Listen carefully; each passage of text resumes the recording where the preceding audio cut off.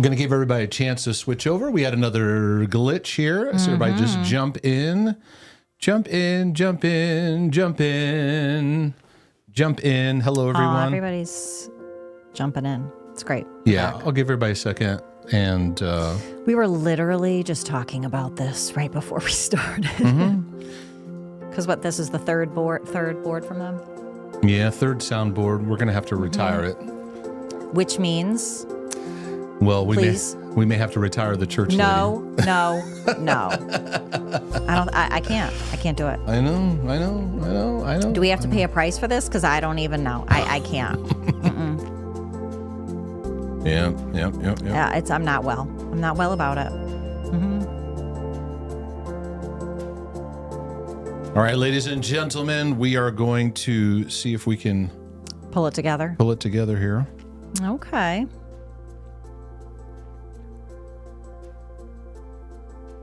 It's very, very challenging here because, we're having all kinds of glitches here. I know. Someone in the previous stream posted in the chat, well, hey, this is on the theme of resilience. It's challenging our resilience. Oh, tell me about it. Right. Janata is like, no retiring the church lady. Thank you, Janata. Right. Oh, there is never going back for the church lady. So my oh goodness, I'm having all kinds of issues. So I'm going to count it all. Listen, we got issues. Who doesn't have issues? We got issues. Hey, the good news is about 5 to 10 years ago, I'd have taken my computer and I would have thrown it across the room. Because right now I was working here all afternoon. Of course. And it was working fine. Everything was fine. Everything was fine. Everything was working just fine. Sound, everything. Devil's a liar. Devil's a liar. Yeah. And so right now, and it is, I don't know if you can understand what my brain is doing right now, because I also have my buttons aren't working. Oh, babe. It's what is going on over there? Listen, it happens. And, I watch other people's YouTube channels, and I've shown you. You just what are you going to do? You can't be perfect. Yeah, this is definitely not going to be well, listen. Perfect. It's not going to be even close. Who I see in the chat right now? John Piccinatti. And Paul Shosha. What's funny is Paul Shosha is way more Italian than John Piccinatti. Isn't that so funny? Oh, my gosh. Oh, goodness. So I was in the middle of a story. Where was I? Kristen Ray. I am here. Yeah. Yes. Yeah. We had our intro, and then I was talking about speech class. Oh yeah, your teacher was and when we were in a. Was she in the military before that? Because seriously, no, but she was pretty militant. When you go to an independent fundamental Baptist Christian school, I wouldn't have made it. They would have kicked me out. Yeah, a lot of they would have been like, "You're lazy, ma'am. You need to go." Okay. They didn't kick you out they didn't kick you out necessarily for laziness. They'd kick you out for worldliness. And well, back then I would have been kicked out. You're like, I would have been out on that. I would have been kicked out. But yeah, well, for example, they had to have a talk with me on the first day of school because your haircut wasn't proper. Yeah, it was. My hair touched my ear right here, and they were like, "Son, we're gonna have to have a conversation right now." That's the male version of the church lady. Yeah. Yeah. I went. Please talk. Go ahead. I love it. Mark will do this voice sometimes in the house, and I go hysterical because I think it's. It's gotten kind of southern, so it has, and it's gotten kind of southern where young Mark. It starts off where when the church man talks to you, and I probably need to get a voice for the church man because this one's more like my IBS. That one's scary. Did you say IBS? My IBS is kicking in. Yeah, so my IB is that a bowel thing? Yeah, is that? Yeah, okay. Irritable. Yes, irritable. I'm just wondering if that's where you're going with it. Okay. Yeah. When people do that a lot, they put I have this or my. Even sometimes I'm like, wait, MIL mother. Okay, I have to always look those up. I am. I'm awful with that stuff. I'm terrible at abbreviations, and people send me abbreviations all the time. Right, and we have to look them up sometimes. Like, what is that? Yeah, I'm doing CBT and EFT. Yeah, they do that a lot in the autism groups. My child has this. I'm like, oh, can you just write what it is? I'm not up on all the things, okay? Yeah. So the church man would he starts off complimenting you. He's got like he would probably go, "Now, church lady, we really appreciate your presence here. Your enthusiasm is just fantastic." Yeah. And she Like, oh yeah, well the Lord is just working through me, and when He speaks, I speak. That's how it goes. Well, that's actually why we're here to have this discussion, all right? Because what we're going to need you to understand some doctrinal order that needs to be taking place here, and there's a lot of exuberance going on, and we appreciate that, but we're discerning some control issues that need to be worked on here. I feel like the more that he talks, he gets more Southern, and it gets more like he's trying to really prove a point. Yeah, and I've see the church lady is a conglomerate of many different interactions with the church ladies and the church man. Unfortunately, he gets a Southern drawl, but it's not exclusive to that. But there's been those kind of interactions of if you're going to be a pastor here in this church, son, we're gonna have to see marks of your knee prints on the rug of where you've been praying every day. You understand? We had friends that pastored in the Deep South, and when they would tell us stories, I feel like that's the kind of thing I would picture. They have a mafioso way of how they've done church for generations. Like their great granddaddy was at the church, and now they're the deacons of the church. And it's like, no, you're going to do it the way we do it here. I found that. You know what I mean? Yeah, but I found that New England would be known as like the frozen chosen.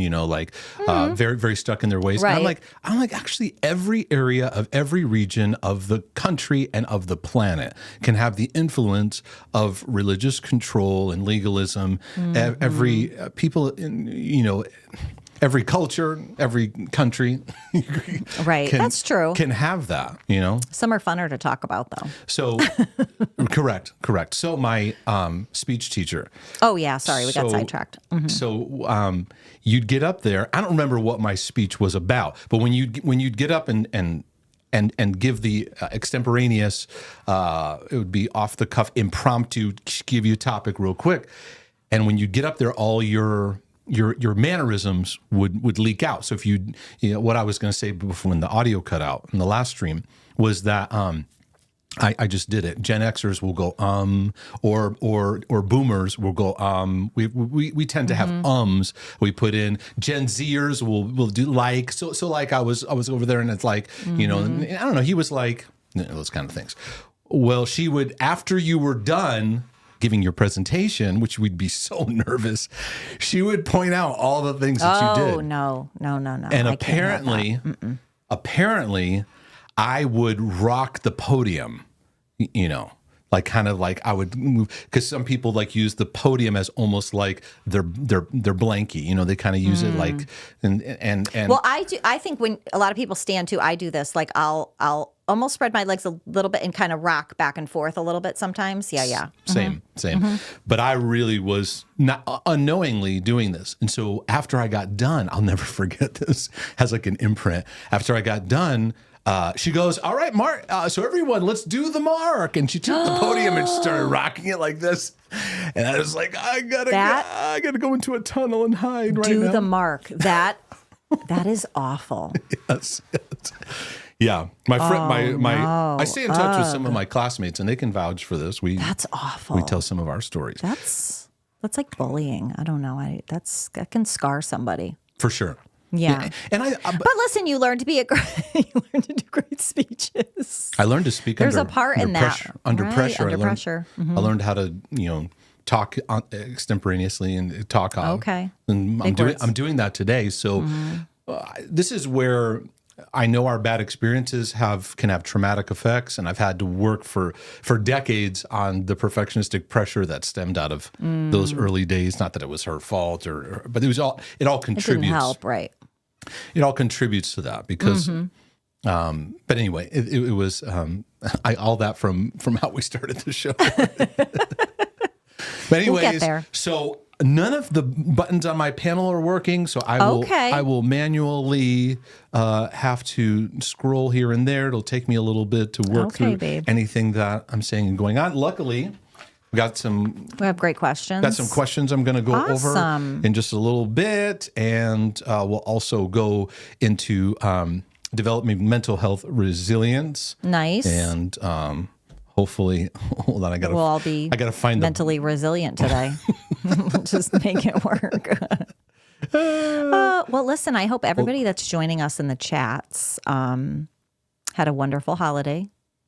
Had good Christmas. I'm looking for the. Had good New Year's. Dave Jenkins said when he went to Toastmasters and they trained the ums out of them, there would be a member who had the role of counting ums. No, after a while you have to remove them. Listen, I don't want to be judged like that. Get those ums out of here. No. Like that people are judging. Get your ums out of here. We don't need none of them ums up in here. Like, in your head, people are judging you to know for a fact that there's someone there with a counter. And no, I don't know. That's too much for me. I'm going to move this up here.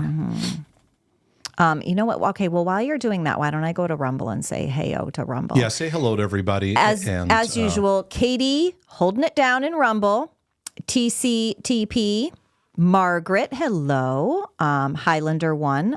Listen, thank you for being for represented in Rumble. I appreciate it. So are you still doing that? I will go to YouTube and say, Ayo. No? Yes, please do. Okay. Yeah. Tim Brown, hello. We already said John Pinchinati. Pinchinati. Ivy, April, Jessica Scott, woohoo. Yes, girl, we tried again. We got it. We finally got it. Humanista, Dave Jenkins, Megan Harvey, Alexandria, Dora. Did I say Adrian Ubim? I hope I said your name right.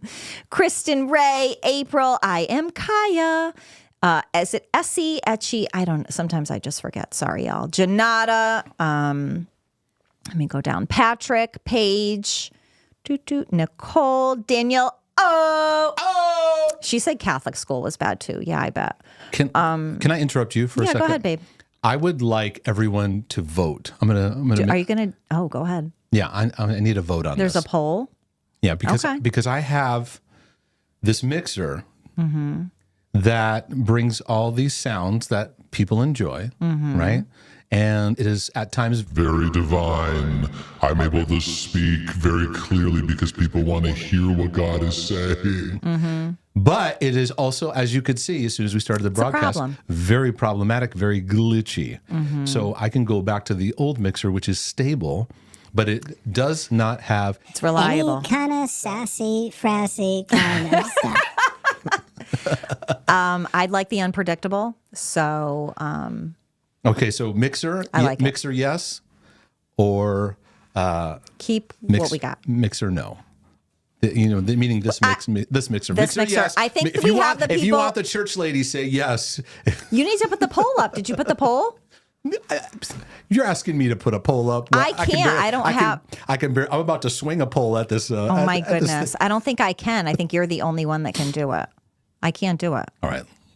While you're doing the well, you put up the poll, and I'll I'll keep saying hello to people. You keep saying hello to people. Okay, where am I? Okay, Paige, Nicole, Alexandria. Okay, we did that already. Where am I? Chris, Ruth, I am Kaya, Estelle, lovely Estelle. We love Estelle. Kathleen, hello, Tim Brown. Let me go down. Oh, it just jumped down too. Okay, Robin, Angie, Martine, Paul Shosha. HS. I think I got everybody. Micah, if I didn't say hello everybody. Flamingo Bear, Perpetual Black Cat, Stephanie. Okay, I did miss people. Sorry. When it jumped, I missed a bunch of names. Let's see. Let me go through here. People like the mixer. Yes, they want to keep it. And they like the church lady. So I think this is good. Stay unpredictable. Keep the mixer. Okay. Yes. Because it's just great. All right. You haven't, and the, is it the Target aisle or the Walmart aisle or Kmart aisle? We need to do. Yes. Okay. Attention shoppers, we have a dysfunctional mixer back in aisle 42. It's going to be a long walk back there because it's not going to work anyway. All right, everybody needs to go vote. Also, we are, we don't really care about the numbers and all those things. You do and you don't, We are so close to 40,000. Oh, and subscribers? Yeah, so we need to get there, everybody. So like and subscribe. Yes. We're so close. Please do that. Mm-hmm. I could put a slide up for that, but that won't. Oh, my goodness. That won't work either. Oh, listen, everybody likes the dysfunctional mixer. So you and I were having a conversation about the weather. And we do like to talk about the weather. The older you get, the more you talk about the weather. Yes, I'll get to your questions, folks. Yes, I will get to. Yeah. You messaged your mom because your mom's still in Connecticut and Yeah. So, how's the weather? How's the snow? You see the reports. Make sure and all they're that safe kind of and all the stuff. things. And yesterday, it was very chilly. It was very chilly up in our neck of the woods. And very rainy. But, and very rainy. And you said something that I would consider to be the unpardonable sin. It stopped you dead in your tracks. Blasphemous. Yeah. It was blasphemous. I would have to. Yeah, you didn't like it. You were like, what? Yeah. So go ahead and say what you said. There was so much rain falling yesterday and it was gross and the wind was whipping and the yard looks nasty. And I said, I don't know, just sometimes this rain is just too much. Just sometimes a light snow. If a light snow happened instead and it just came and went. Mark was not happy. He was like, hush the mouth. You are not mindful of the things of God. You are mindful of the things of men. Right. Yeah, It was very blasphemous. I said, yeah. No. I have a very, our kids, every once in a while they go, oh, Maxie always wants a little bit of snow. They'll go play in for a little bit. Mm-hmm. I have a rough history with snow. And not to sound like an old person, but back in 1996 is where it all began. By the way, David Jenkins, you're up north there in Illinois. That's too far. How's the weather up there? I'm sure it's freezing. I definitely know it's cold. Mm-hmm. But do you have snow as well too? Janata said they got a few inches too. Oh. Your mom said 4. Okay, you're up in Massachusetts, so give me who's got snow. If you got snow, go ahead and post. Yeah, about let your us snow. know if you have snow. Mm-hmm. It's 33 degrees. Okay. Katie was born in 1996. Yeah. So they had a half an inch to an inch. So that's not a lot. So your parents got 4 inches. They got in Chicago. That's a beach day. Okay, so goodness. So I not to go too long with stories, but people say they like my stories, so I'll share. 1996, I was newly on staff. Wait a minute. Dave Jenkins said they're projected to get 7 inches on Wednesday. No, I don't like it. Anyways, go ahead, babe. Okay, see, you've repented. You've turned back. You've turned back to God. So see how easy that was. See, folks, you can repent and turn. So in 96, I started working at a church in 1995 and was running the youth ministry, was pastoring the youth ministry. I was young. I was 18 going on 19 years old. That's a whole story of my journey, how that even happened, how that even took place. But anyway, 1996, I believe, is the year where we had tremendous, crazy snowstorms, like epic level snow piled up, super, super high, continue over and over again. The church was going through a hard time financially. They had to lay off some of the staff. There was a couple of times where I was like, I just started working here. Are they going to lay me off? Then I realized they weren't paying me enough to make a difference if they laid me off. Anyways, true statement. So anyways, a part of the responsibilities, because the church had a daycare too. And as many churches do, sometimes they'll have like a business or something that's tied to the church or something like that, a dry cleaner or whatever. Well, Right. they had a daycare. So they had to operate, was it Monday through Friday or maybe even Saturday too. And then you had church on Sundays, church on Saturdays that we had. It was every day, basically. Our responsibility was they couldn't afford landscaping for snow. So we would have to get up at like 4 or 5 in the morning and head out there now we're having snowstorm after snowstorm. It just keeps happening to the point that we were running out of places to even put the snow. I remember that now. Yes, I do remember that. Coming back to the mid 90s, and it was just exhausting. And I'll never forget a bunch of us. I would say there was on pastoral staff at the time. It was like 5 or 6 of us, maybe. I'm trying to remember. Maybe, yeah, something like that. Anyway, we're out there shoveling, driving snow plows, using snow blowers, but a lot of shoveling because I had a lot of sidewalks, and we had to make sure everything was cleared. I put salt down and everything, liability, blah blah blah blah blah, and all that. I'll never forget. There was a guy who happened to drive up. And he was one of the super spiritual types, just God is good. Just God is good. You ask him how he's doing. God is good. Everything's good. The Lord showed me. You could never ask him if he liked pizza because even when he would answer, he was like,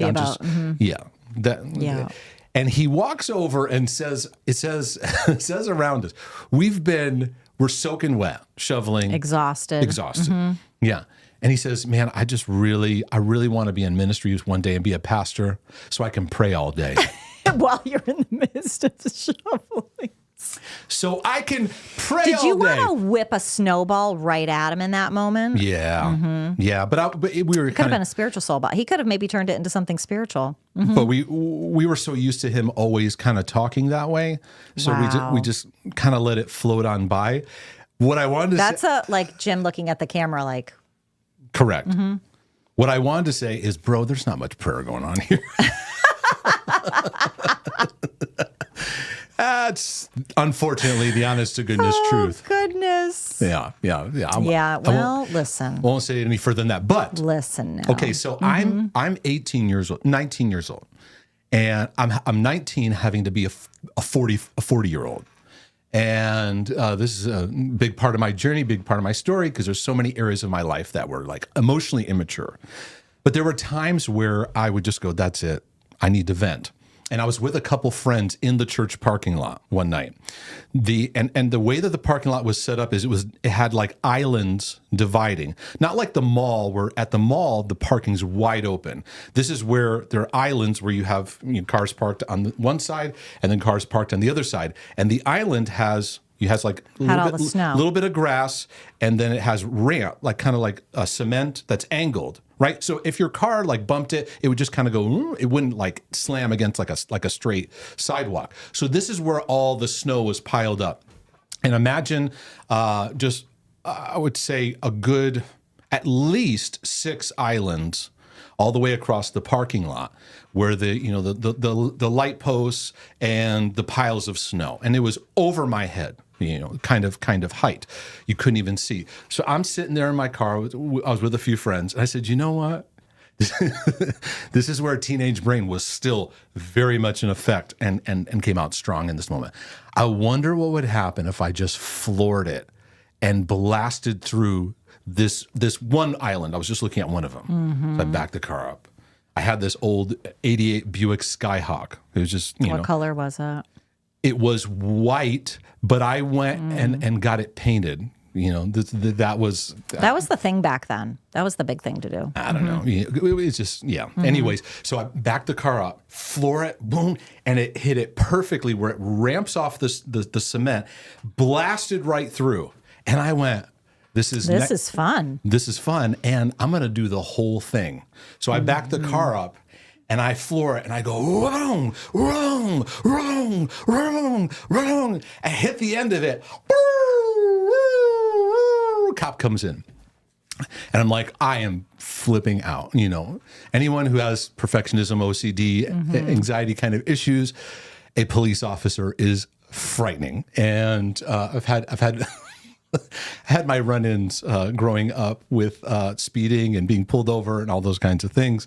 But anyway, he pulls in And he is just ripping into me. What are you thinking? What are you doing? And I am just terrified, absolutely terrified. It didn't take much to trigger the fear of God in me. It was more hellish fear than it was the fear of the Lord the Bible talks about. It wouldn't take much. You just breathe on it and it'll just trigger. And I'm like, oh, sir, I'm so sorry. He is just going off on me. So I'm like, what's going to happen here? He goes, you know what I'm going to do? He goes, do you belong here? Do you belong? I go, yeah, yes. He goes, you know what I'm going to do? I'm going to go call the key holder. I still to this day, I don't know what. And I looked at my friends. I go, what's a key holder? What does that mean? So now I'm anxious on top of anxious. It's a Saturday night. The church at that time didn't have Saturday services. We'd eventually start Saturday services. We'd have Saturday, Sundays, Saturday, Sunday, and all day Monday. He goes into his what do you call it, squad car or yes, whatever. The police car. The police car. And I'm just sitting there going, oh my goodness, I'm in trouble. I'm going to get fired. I'm going to get disciplined before the church. From the key holder. Those key holder, those key holders. Okay, so I'm wondering, is the senior pastor the key holder? John Pinchinotti's a key holder. Okay. I never heard of this. Okay. It just basically means, this is what I think it means. Oh, no. John, correct me. John? Correct me, but I'm pretty sure a key holder. He's a key holder. Is the person who, if there's an emergency, if there's a fire, flood, something, there's a person to call as the contact person. I cannot. In my mind, I thought maybe it was goodness. the senior pastor. And he was a very intimidating person, very tall, big guy, just intimidating. When we would sit there in pre-service meeting, we'd just be like, what do you need? So anyways, I thought maybe it was him. I'm like, hopefully it's the maintenance guy. He says it's the maintenance man. In his thing, it's the maintenance man. So I'm thinking what happened is the maintenance guy was like half asleep. And he was like, yeah, Mark DeJesus, yeah, he can be there. It's fine. This is hilarious. It's fine. So I am petrified because all you have to do now, this changed over the decades, but in my generation, to put fear into people is a police officer, a pastor, or someone to say, I'm going to tell your parents, right? Yeah. And even at 18 years of age, because at the time I was still living at home with my parents, I'll tell anybody, and it's a threat. I'll do whatever you say. I'll do anything. It wouldn't take much for a terrorist to get to me. So the cop comes back to me and goes, well, I guess you're allowed to be here. Just knock it off, all right? And he drives off. So it's Saturday night. The next morning, now at the time, my responsibilities in the church service were I had to be there to give exhortations or do announcements, do all those kinds of things. I'm sitting there in what we call the pre-service meeting, and I'm sitting there. I sit down. And I'm like, who is the key holder, right? I'm like, who's the key holder here? So I'm waiting for somebody to ask me, so what were you doing last night? Right? I'm waiting for that like interrogation. But it doesn't happen. It doesn't happen. So I go, how was everybody's night last night? You're like trying to test the waters. Yes, because I'm trying to figure out how maybe I can confess this. It was me. I'm sorry. I didn't damage anything. The key holder thing is people are hilarious. Somebody said they were a key holder when they worked retail. Micah Davis said a key holder in my church would be my little brother.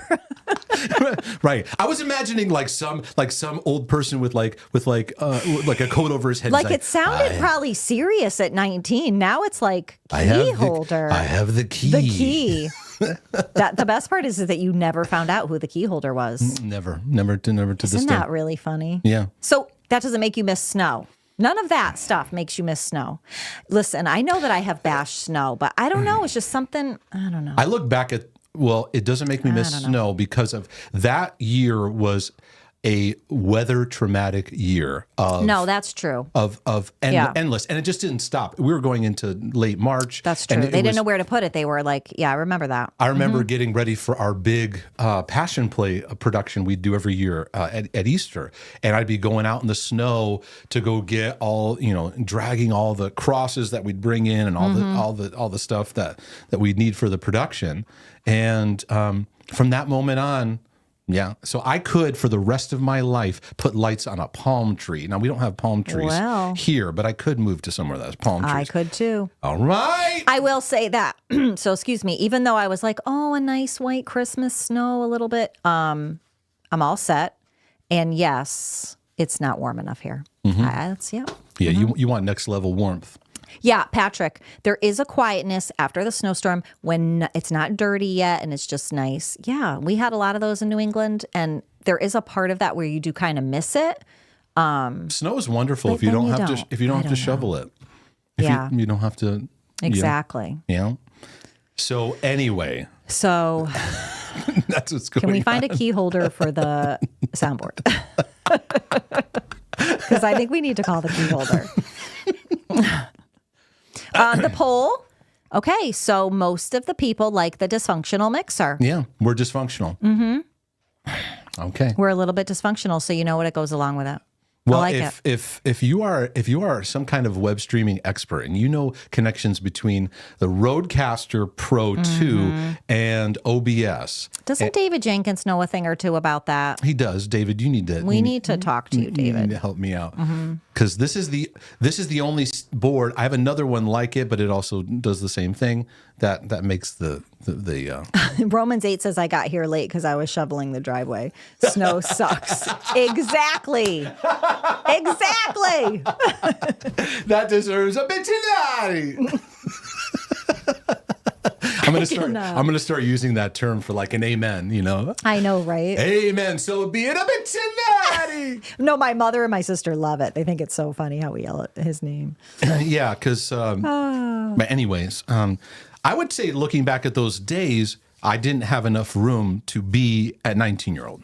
And that was difficult because like you got to grow up. You're spreading your wings, but there was so much stress and so much pressure. So even in that moment when the thing's happening with the cop, like I'm petrified about. Oh, I got church tomorrow morning. I got my responsibility. I was always thinking about those things. So even when I was having fun, it was momentary. And then the dun of the thing I got to do or. All those kind of things. Oh, babe. Well, you know what? You proved to be very resilient. We're going to be real corny today, folks, okay? Yeah. Well, what I'm going to try to do is... what are we going to do now?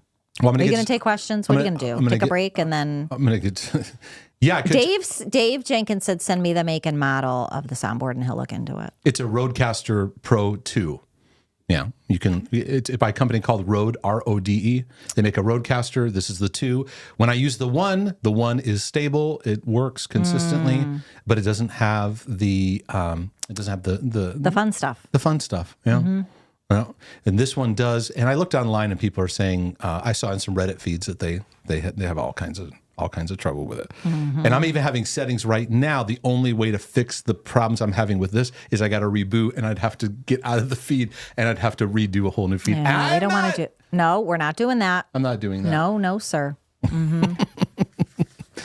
So this is testing my stretching, but I'm going to get into some questions. Oh, Can I do that? Please do. Let me get into some questions and have fun.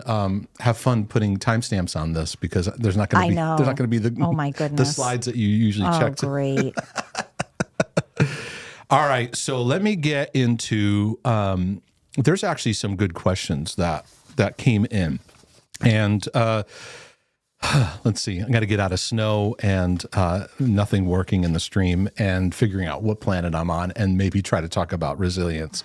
So God, thank you. If anything good comes out of this, it's because of your goodness. This question has to get into. I'm going to title this one. I'm too introspective, and so is my church.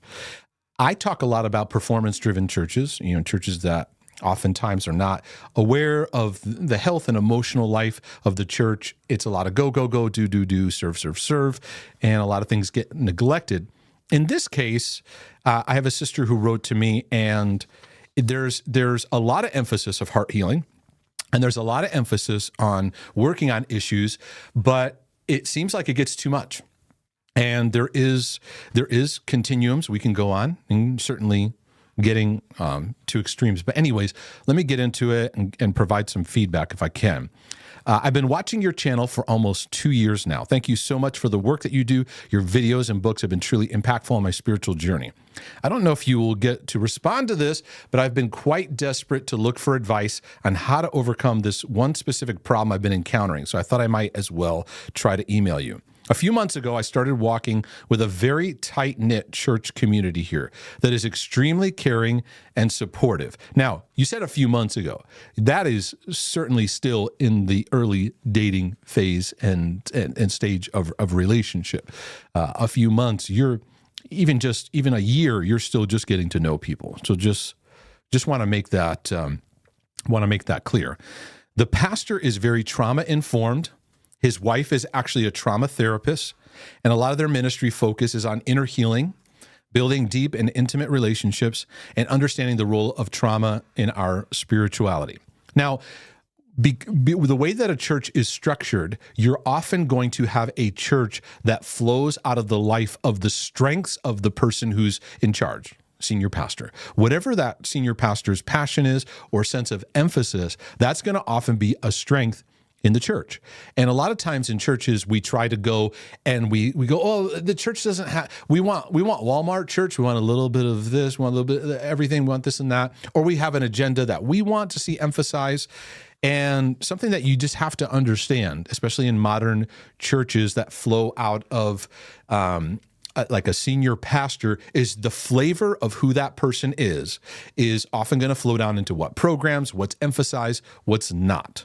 So he's got an understanding of inner healing. His wife's a trauma therapist, so they do a lot of talk about it. She does a lot of work on it. So he may do a lot of teaching, and she may work with him in teaching or being a part of cultivating maybe connections of helping people work through their issues and stuff. So that may be a big emphasis of that. Just like when I pastored a small church during that season, that was a major, people attended that church mainly for the reason of, I've got issues, I've got stuff. My pastor told me to go here. Kind of like, my pastor doesn't know what to do with me, so he sent me to you. And so with that said, the question goes into, this community has changed my life. We've received so much healing. However, I've also noticed that I've fallen into a weird mental pit. I've seen your videos on chronic introspection, and I fall into that easily. And I can identify with a lot of that. I grew up in a very, very broken and abusive home, so I have a whole library of rather intense traumatic stories that have yet to be processed. With that, I hold a lot of deep shame that has been buried throughout my childhood. The brothers and sisters in my community who I've been walking closely with are also exceptionally good listeners. Reflective listening is a highly valued part of our community. That's great, by the way. That's great that they're great listeners, that that's highly valued, because it's not highly valued in a lot of church communities. So I don't think I've been this seen and heard in my whole life in a community setting. Now, before I get to your question, I forgot where you went with this. I read this a while back. There's a couple things that happen when you've had a traumatic childhood, you've had a lot of brokenness in your life. One is you come into a community that has a lot of good listening and all that. You get a great connection. You get this feeling of like, oh my, this is awesome. Oh, these people are so wonderful. We can get into a I don't know if love bombing is kind of the word. Love bombing is oftentimes used for narcissists, but we can get into this intense neediness and now we're focusing in. Oh, this is promised land. These people are exactly what I needed, right? And so then we go overboard, too intense, too much sharing, too much working on our issues, because now we finally find a source that seems so much better than what I grew up with, what I had. And many people in my pastoring, they treat me that way. It's like I was the brother they never had, the father they never had, kind of father, kind of image that they never had. So they would jump in so much and so intensely. And I had to do a lot of throttling down the RPMs of like, hey, this is awesome. Just take your time. It's okay. And I actually had to, with a few people, and it didn't go over well. and I maybe the timing wasn't great. I had to get to the point where I said, you're trying too hard. You're trying too hard. You don't have to try so hard to be in relationship. They would talk and over talk and try to find ways to connect and over try to connect and over compliment my message, over compliment this. And it took some time to just go, let's just be. Now, the other thing is that we can, when we find people that we bond with around trauma, around things, we can develop a bond where our relationship is based only on that, where it's not other things. And I share this in our community. I share it with everyone I work with. Helping mental health doesn't mean you're focused on mental health all the time. In fact, focusing so much and drowning yourself in books and materials where it doesn't give room for practice and it doesn't give room for fun, for just laughter, for other things. Mental health doesn't improve by obsessing. And part of introspection, why I don't encourage introspection, is because it's a staring. It can get into a staring where you're staring at yourself. Then everyone's staring at themselves, and we're too much in it. Sometimes we get deceived into thinking, I've got to, in order to heal through my trauma, I've got to share every story. I've got to get everything out. I've got to get, and it's not true. Now, trauma needs to be worked through, and we're living in new generations now that are recognizing, okay, trauma is affecting us in various ways and shapes and forms. I'll do some teaching down the road. Right now, my emphasis is more OCD, perfectionism, anxiety, those areas. I will get more to trauma. I'll get more to depression. I'll get more to those subjects. Hang in there with me. This is a walk. We're taking a journey. But we, with our trauma, we can mistakenly think that if I share this, I gotta share. I gotta get it all out. I gotta go through it all. I gotta break it all down.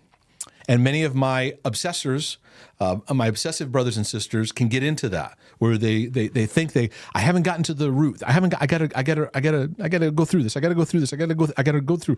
And we don't know how to like balance it out, where there's room to share, but then there's room, even in the church.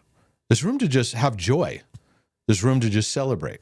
There needs to be a balance. The valuing the life of the heart doesn't mean we're talking about our feelings, talking about our emotions 24/7. And I think that's a mistake, because people would come to me and sometimes I would kind of break them out of their programming. They'd get into serious sharing and I'd make a joke like I do here. A lot of what you see in that is I'm breaking people's programming, because they think, like they'd walk into my office and they'd be, "Hi, Mark, how you doing? How's everything?" Okay, and sit down. So tell me, what would you like to work on today? And it's like they'd go into this place. Well, and it's like, wait, hold on. What happened?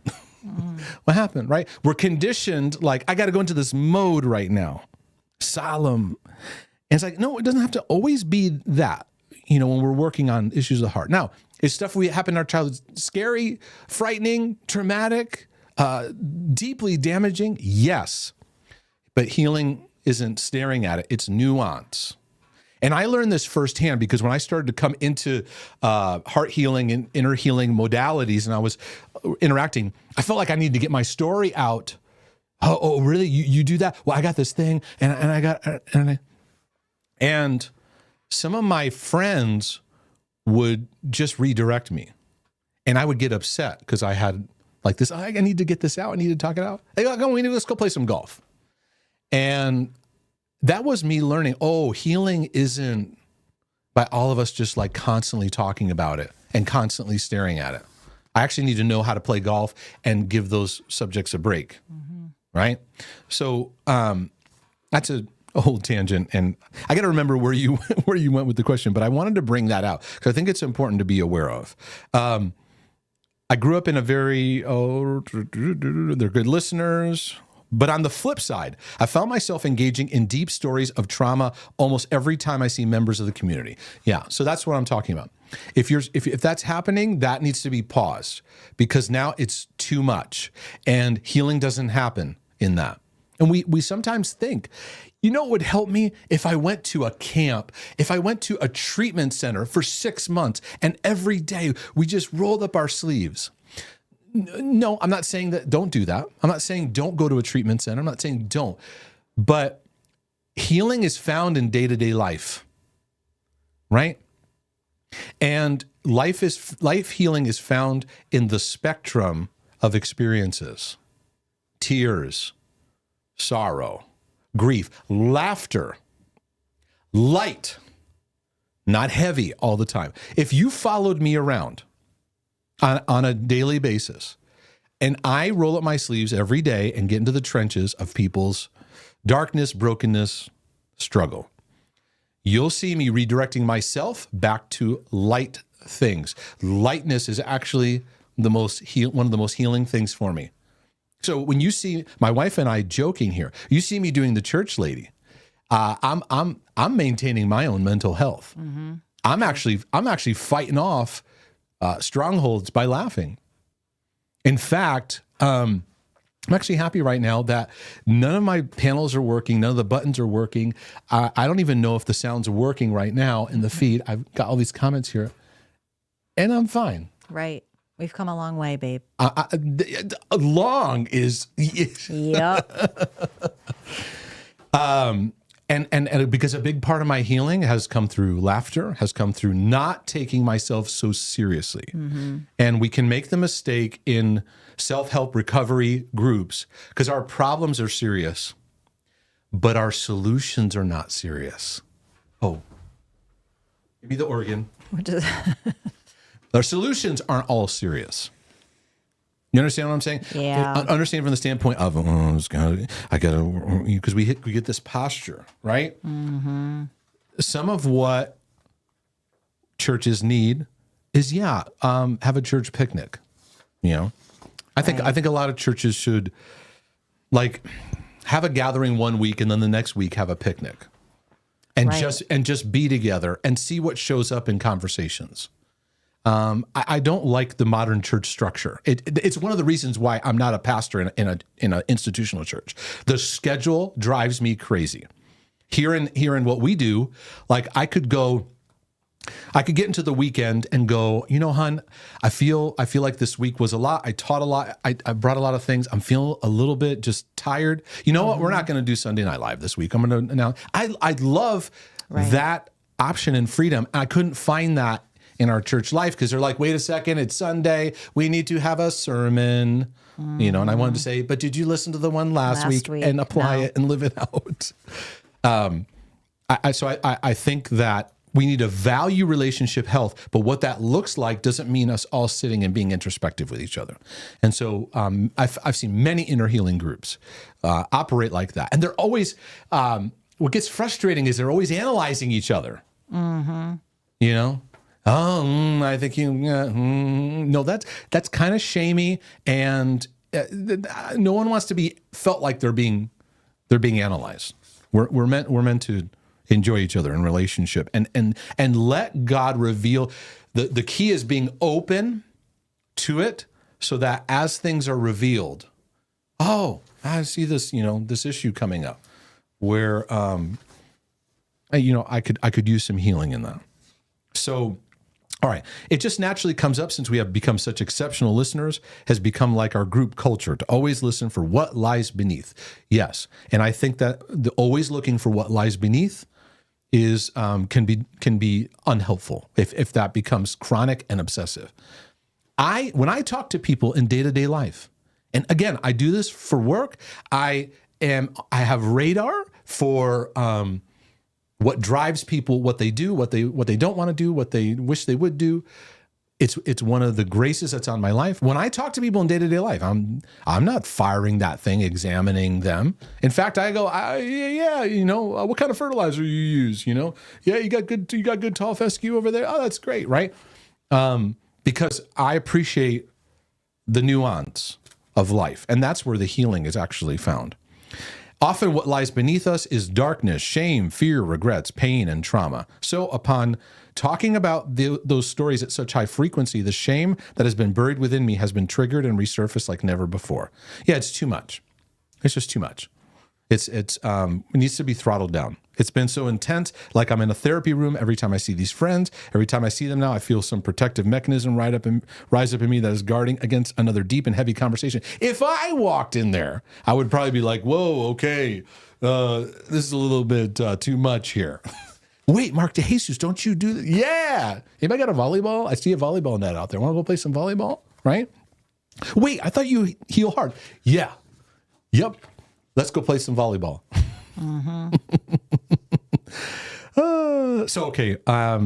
Every time I see them now, I don't know how to talk about this with them and what a practical and kind boundary would even be. It sounds absurd to me to ask, hey, I appreciate you, but will you stop listening to me so well? Accept that this is what the culture's like. That's my feedback for you. Accept that this is the culture. Don't try to go in and try to change it all and tell them, can you all do this? It's just what's there. A lot of people try to go into a church and they try to change the church. And you're wasting your energy. You're going to exhaust yourself, and you're going to frustrate the staff. You're going to frustrate the leadership because they're taking it in a direction that it's just going.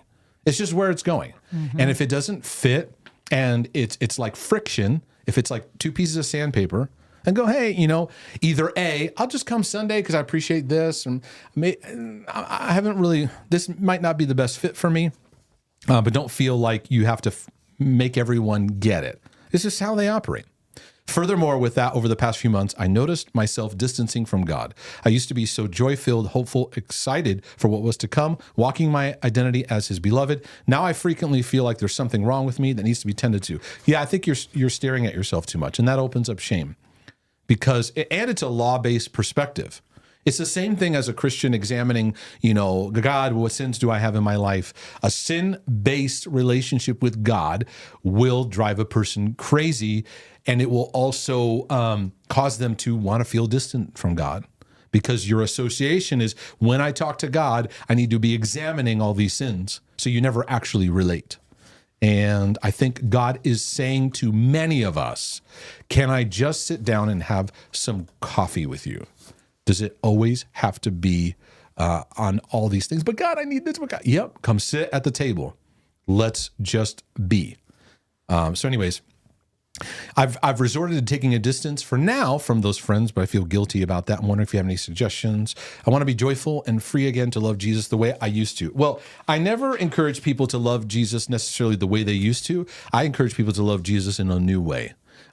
Because we're always like looking back in our battlegrounds, looking back to like, oh, it used to be this way. I want to go back to that. No, you're moving forward to new, and it's going to look different. So hopefully that makes sense. Does that make great, sense? But it did, and a lot of people are. If you even want to look in the chat yourself, a lot of people are acknowledging that you're speaking to them. Yeah, it's great. Yeah, I think like. Mm-hmm. Like I catch myself. If I had a program, I would infuse in it a lot of laughter and a lot of stuff, and people would leave in like the first day. They would. Mm-hmm. Mm-hmm. And I'd have a few people left, and I go, okay, you're right. Because we think healing has to be serious, because these issues are serious. Yes. And we're not taking anything someone's been through lightly. But laughter is a better medicine than almost anything you could. Yeah. And you and I spent a lot of years with a lot of seriousness. It was a lot, and it was depressing. And it's not that we didn't need to look at certain things. We had a season of where we had to look at things and be intense, but it didn't help going through that we didn't add joy and fun and laughter in the way that we needed to. We ended up learning how to do that more and more. That's why we make that the focus off the jump here. Let's tell funny stories and laugh and be light with things, because you have to have that infused in what you're doing. People for your sanity. People may misunderstand it because that's all right. Because of our super seriousness that we're so conditioned in living in. That's not where the healing is found. No. Families need to have fun. Churches need to have fun. Workplaces need to have fun. It's a necessary. Yeah, I love to laugh. I love to find other people that like to laugh and joke. It's so necessary and so part of your healing. But when you're in the midst of a funk, it's like it bumps. It's difficult.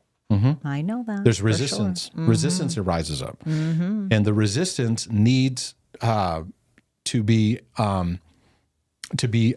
like confronted with joy. Joy is often very inconvenient. It's true. It's a disruptor. Yeah. I'm just trying to find a couple slides here, manually looking through here. Yeah, I am Kaya quoted you and said the problem may be serious, but the solution is not. That's her quote for 2024. Yeah. Yeah. And here's the thing. We want to recognize our brokenness. We don't want to obsess over it.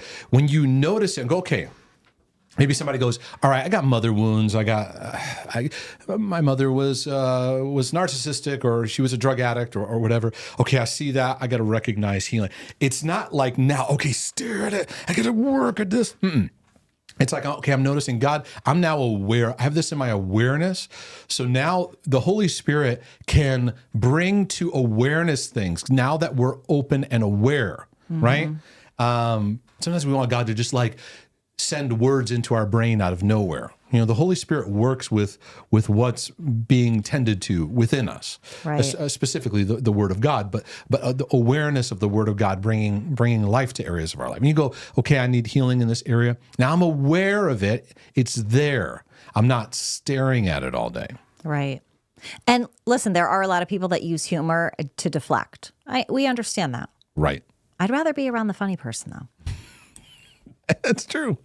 At least they'd make you laugh. That's true. You know what I mean? That's true. Okay. Yeah. I found the question slide. Here it is. Oh, so that excellent. We're being resilient and things are working out. I'm being resilient. Yeah. Whether things work out, that'll be, I guess everything will have to be decided by everybody else later. Goodness. Does God hear my prayers of self-hate? Okay. All right. Here it is. Hi, Mark. If you have time, can you answer a question for me? Does God hear prayers from someone who hates themselves mentally? Which I deal with that subject a lot and teach on that a lot. In the absence of love, hate and fear are very common intruders that happen. Hate is often more difficult to detect, but it's that battle of you against you taking place. Anyways, back to the questions. For instance, I've recently had the epiphany that I am and always have been a worthless coward. Okay, that's being hard on yourself, and that's a little self-hatred manifesting in your question. I may always be a worthless coward, all right? So now you're embedding it even more in your belief system. So what do we want to do with worthless coward? Do we want to say, because that's not what God says about you. He doesn't say you are a chosen generation, a worthless coward, a pathetic people. You're a chosen, holy, called out. You're called to proclaim. You're his own special people. Okay? So breaking out of self-hatred, we have to make a decision. Do we want to start feeding what God says about us and his love?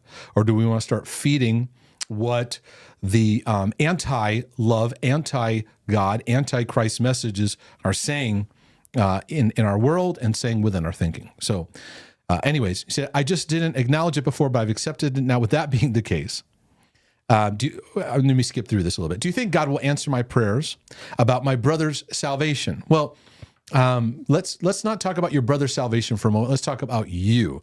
What you are needing is you're needing a revelation of God's love for you. The question is not, does God hear prayers of self-haters? Because God hears your prayers.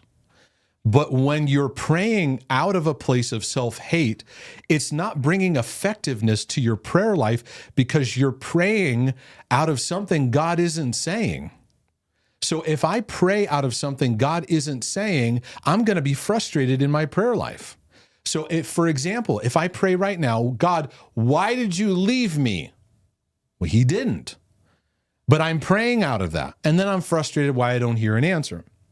If you feel like your prayers are unproductive, be aware of the questions you're asking and be aware of the mindset you're praying from.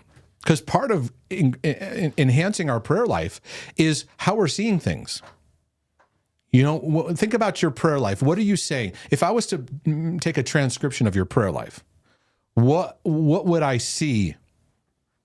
For a season, I journaled my prayers. And I just every day, so I'm going to have the discipline of prayer. And I'm going to journal them and write them all out, right? It's a bit tedious, but I wanted to just do it. And I'm a 30-day experimenter. I'll do something for 30 days and just notice it. And after a while, I looked back and I went, oh my, didn't see it. They were riddled with victim, self-pity, self-loathing. God, where are you? What? And I didn't see it. And so now does it mean God's refusing to listen? No, but he's with me. He hears me, but effective prayer at its optimum place is praying out of the mindset of the nature of who God is and what his word says about him. And so our prayers, as if we listen to how we're talking, it brings out how we see God. God, I don't know where you are. I don't know what you're doing. Right? And he's not leaving because you're praying goofy that day because you're like, God, where are you? And you think he's abandoned you. He hasn't left, but you'll notice the flow isn't there. And I realize I need to learn who am I talking to and what is my prayer saying about what I believe about God? And I saw that pity. I've seen it at many different layers. And self-pity is a killer. It's an absolute killer to mental health. I'm going to do a video soon about how self-pity kills your mental health. It is an absolute killer. And it robs Christians because we relate in pity. Oh, it's so difficult. Oh, I'm suffering so many burdens, right? Not that we shouldn't share or say those things, but it becomes the focus. Just like the question I addressed earlier, it becomes the focus of relating. And when the focus of relating to God becomes these disempowered, God, where are you? Where you left me? That becomes the focus. You're going to notice prayer life struggles, and you're going to notice you're not going to want to pray. Because what's the point? It's just, there's no energy. It's lethargic. And I think God is going, hey, take a break from that kind of praying. Let's just give that up. Because I'd love to have, fruitful interaction with my children. So does he hear? But you say, I'm accepting that I'm a worthless coward.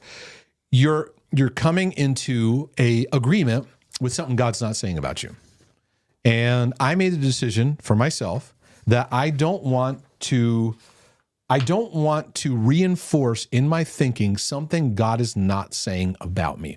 I may have thoughts in my head that I'm this and that. I may have thoughts of that are negative. I may have thoughts of that are depressive. I may have bad days, but I don't want to make it my journey where I'm reinforcing that as my value system. Now, I can't convince you of that, brother. I could sit here and plead with you all day. You are the one who makes the decision of what you can choose to think on and how you see yourself. But I can say for certain, as a believer in Christ, that God does not want you to look at yourself as a worthless coward. And there is no therapist, there's no helper person on the planet that would say that that's a good mindset to hold on to. Meanwhile, you're like, but I want to pray for my brother's salvation. You're distracted. You're just a distraction for yourself.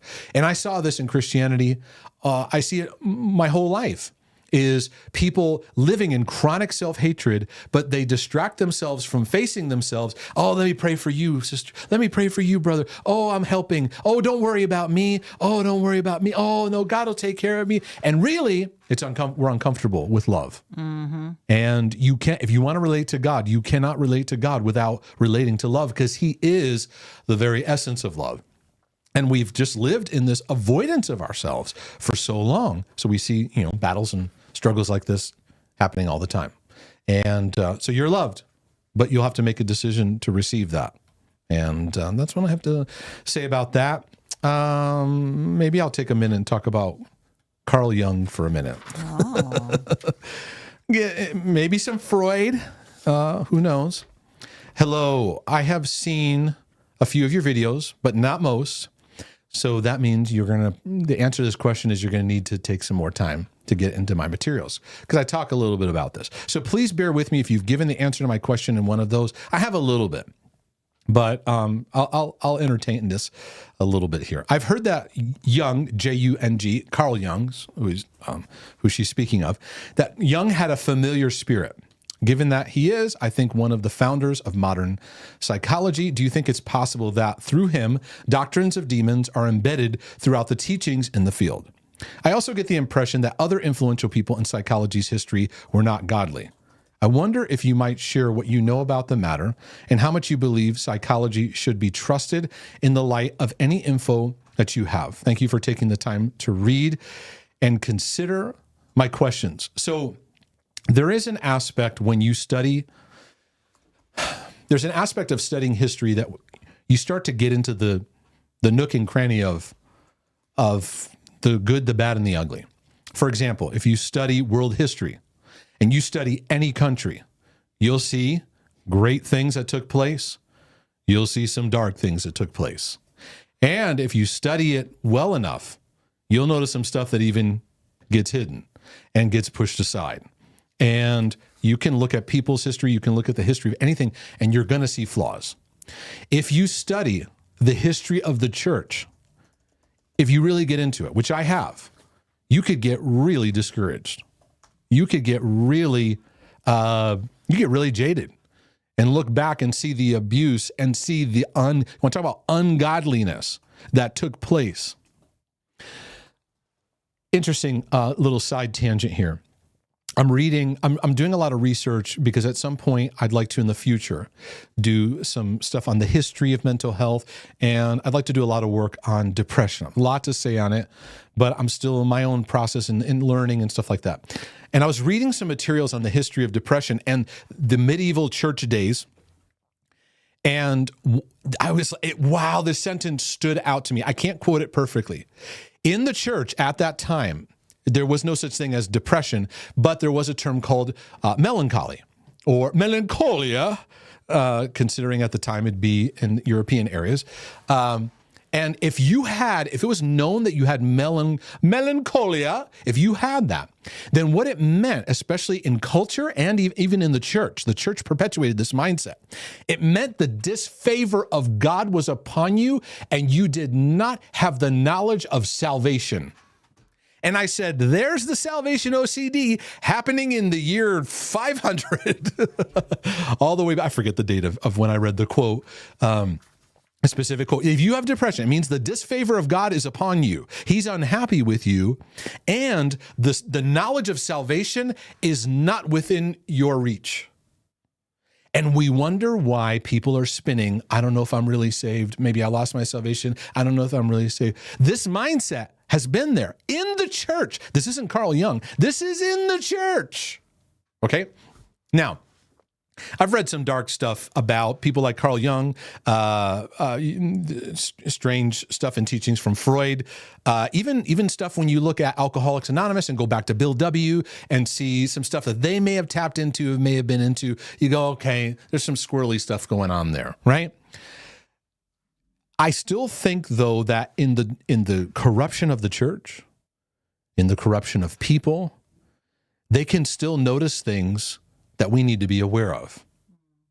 And one of the reasons I'm doing what I'm doing is because I was a pastor and seeing firsthand the unaddressed brokenness and havoc in people's mind, in their emotions, in their relationships. And we were just ignoring them, shoving them off to counselors. And I said, no. God's word is meant to bring mental and emotional health. The New Testament is written to exhort the family of God to learn how to relate to each other better. And what we're doing is we're fracturing and splitting left and right.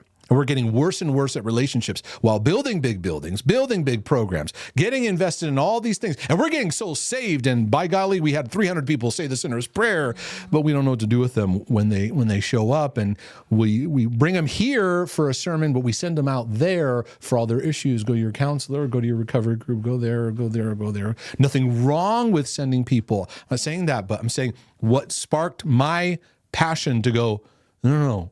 I want to speak to these areas.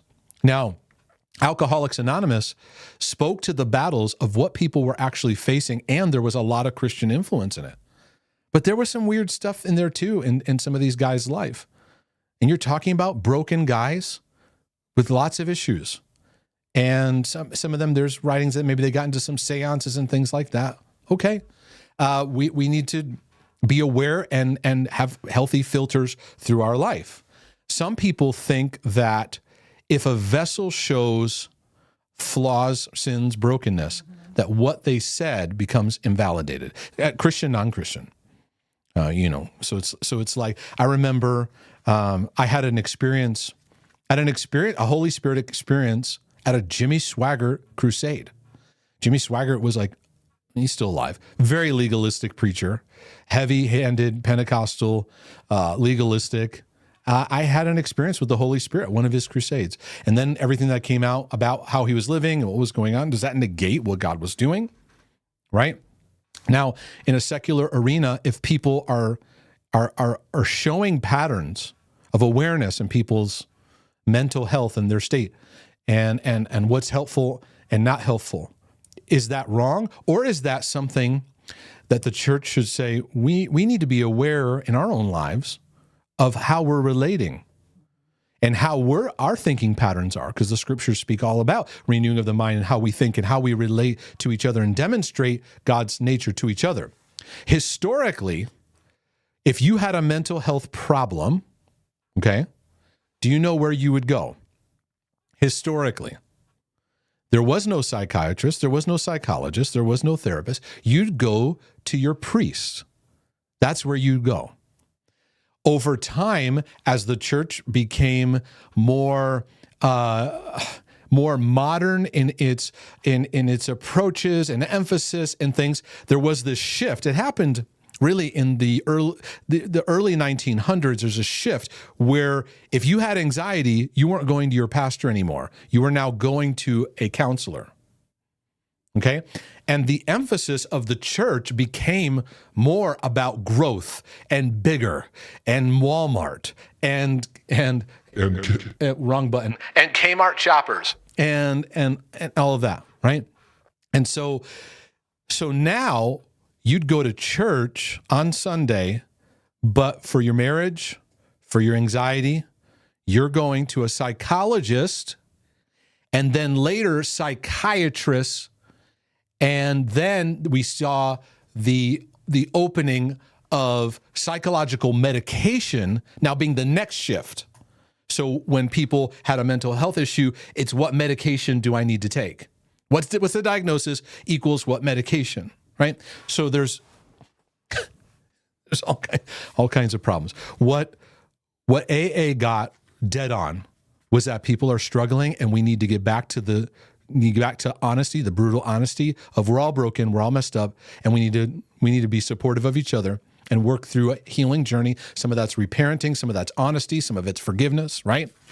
Does that mean that everything about it and everything that started it is perfect or direct from Scripture? No, not necessarily. What Freud and Jung often saw, and Jung he had a lot of, I studied him a lot. I even went through psychological training many years ago under his teachings. And there was a period in my life where I took all those books and I threw them in the garbage. I kind of swung, typical OCD swing. I took it and I threw it all in the garbage. I'm like, never listening to anything again. And then over time, I realized, they had some points. They had some points to make. Psychology is helpful for observation, research, And really, these books, like over my shoulder, if it's a little blurry, you'll see a gray book right there. It's a DSM-4, and the purple book, the DSM-5, that's there. And those books do a great job of documenting. Here's a name of an issue, and here's some of the things that seem to surround that happen and take place. I think it's very valuable, because then it helps to understand, okay, here's some of the mindsets of what goes on in someone with this particular battleground and in this struggle. But psychology, in my opinion, and sometimes this, gets maybe some therapists upset and things like that. That's fine. Psychology brings out many observations of things that are helpful that God already showed in his word, but doesn't give him credit. I call that plagiarism. I'm disappointed in where psychology is today, because psychology is embracing so many progressive movements. Psychology often held a standard of healthiness, being mentally healthy. And now it's and that's what happens when you don't have a grid of honoring the ways of God and having a grid of his word. You go with the shifting movement, and they're no longer the standard bearers, right?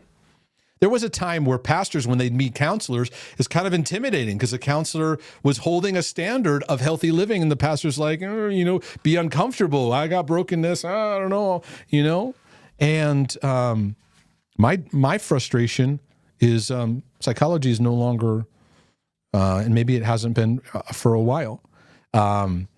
They held the standard of what's healthy, and nowadays, if you have a thought, oh, it's okay, then that's who you are, and okay, we're going to affirm that, and that's not helping people's mental health at all. So, but anyways, I can read a self-help book and go, oh, there's some good points there. That's not my source. That's not my source for doctrine. It's not my source for redemption. Because what psychology cannot bring into your life is redemption. And what Jesus Christ offers you is actually a whole new identity, a whole new creation, a whole new you. Now, Jesus said when you come into the kingdom, you're starting over. You're going to be born again. So you're going to be a little kid, and you're going to grow up in the kingdom as a little kid again. And you're going to grow up in those ways. And that, my friend, psychology can't offer. If you're going to a counselor and your counselor's not a Christian and you're a Christian, you're going to have to accept, okay, I can't go to them necessarily for my doctrinal questions or my overall discipleship, but man, they're good. She's a good listener. He's a good listener. And they're helping to affirm, especially OCDers. OCDers can get hung up on, Mark, I need to meet with you because you understand faith, and my OCD specialist doesn't understand faith. I get it. I understand it. But the person who understands OCD, they are going to offer stuff that's going to rub against the things that you go, it's going to hit against your compulsions and your distortions. So I know it's kind of a long answer to a short question, but yeah, I'm pretty sure Jung had a dad who was a pastor, and he rebelled against that. And there's a lot of things. But what like Freud often would speak on, where a lot of issues stem back to childhood wounds, and there's no question that that's true. Now, I'm going to go to God, and I'm going to go to the Word of God for help in that.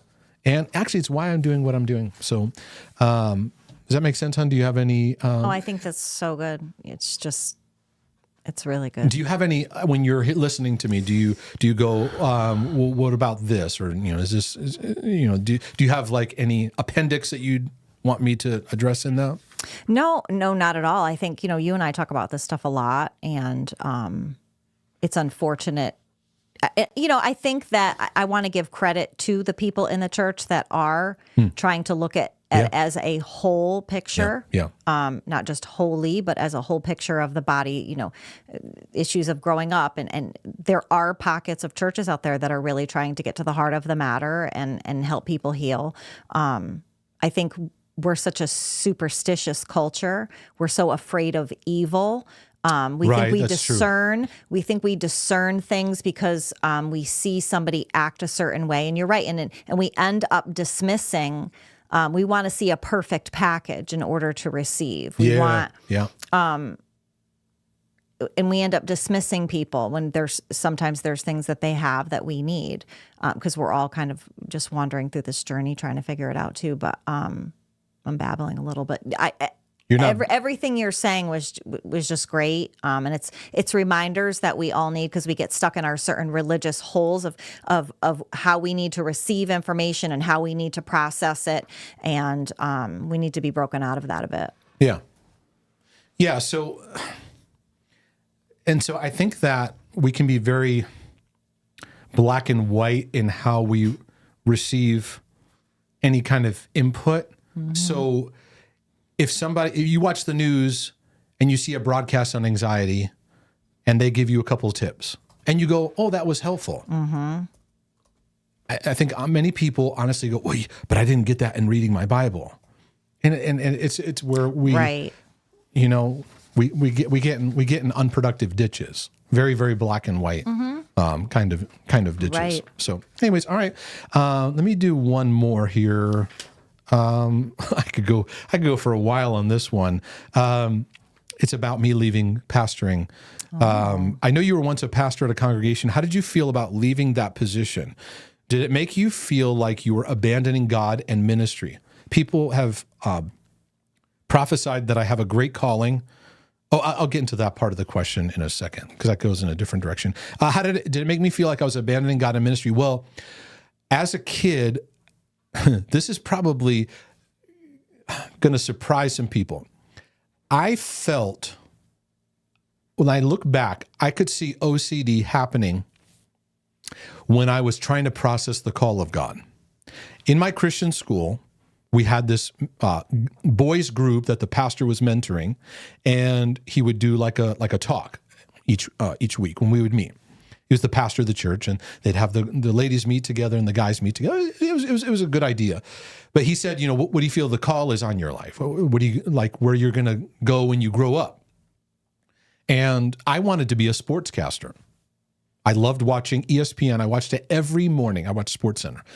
I'd watch Dan Patrick and Keith Olbermann every morning before I was getting ready to go. I loved it. Watched the highlights. I loved how they would talk about the highlights and things like that. And I was like, I want to do that. And I felt this thought, but that's not ministry. That's not following God. So this is interesting, because no journey's black and white. So my initial response to the call of God was I wanted to be, and I even said in the class, I'd like to be a sportscaster. And they're like, oh, that's great. We were kind of going around the room. And then one day at a youth convention, a youth camp, altar experience, they're like, the call of God, one of those kind of like, the God's bringing a call to you. And I felt this tension in me. Oh no, God is going to call me to be a missionary, and I'm going to live broke, poor, barefoot in a foreign country. And that's what he's going to call me to do. Oh, thank goodness that wasn't it. You and I were... Okay, I'm 12. No. I'm 12. Okay, Abby, this is in, Abby's 13. And okay, so I'm at that age, and I'm like, oh, so this is what I did. Okay, God, if you're gonna send me, fine, I'll go, I'll do it, right? And people are like, yeah, right? So I'm like, I'm called to the ministry. Okay, so then that there's three options at that time. You're going to be a pastor. You're going to be one of those like traveling teacher, evangelist people, or you're going to be a missionary. Those are your options. So now my journey had an interesting opportunity, because I was given pastoral responsibilities at the home church I was at. It's a long story. I've told it in other areas. Okay.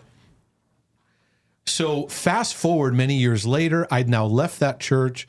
I was now pastoring a small church. There's two stages of institutional pastoring that I had. Now I tell people, I feel like I shepherd people more than more effectively than I ever did. True statement. It's because I over experience, I figured out how I'm wired. And it took me even into my 40s to come more into alignment of how I'm wired and where the grace is on my life. So if you're in your teenage years or 20s, stop trying to figure out what your calling is. We're doing that. It's not, God, what do you call, and we're waiting for. This is what I've called you to do. We kind of treat it like it's got to be that. No, just take advantage of opportunities. And that's what I did. I took advantage of an opportunity. I was going to intern at my home church, and the youth pastor suddenly resigned, left me hanging, and the church said, you know what? You were going to intern anyways. What if we gave you some responsibilities? We're going to do something unorthodox. We see that you love preaching, you lead well, you speak well. What if you did it, and we'll support you with leadership, whatever you need, and you develop, you go to school, do stuff. And it was a great opportunity for me. Now, yes, I needed a lot of healing from some stuff, and life is a mixture. But when we were pastoring the small church, I was in a place where we were in cycles, where it was getting burdensome, it was getting depressing. I was getting more angry. It's like the healing I was teaching was like it's like okay, something needs to change here. So I fasted and prayed and did all the spiritual calisthenics that we do. And I just couldn't see that it was time to go, because I had a mindset a lot of pastors have of, I need you to show me God. Or here's the classic one Christians use a lot. I need God to release me.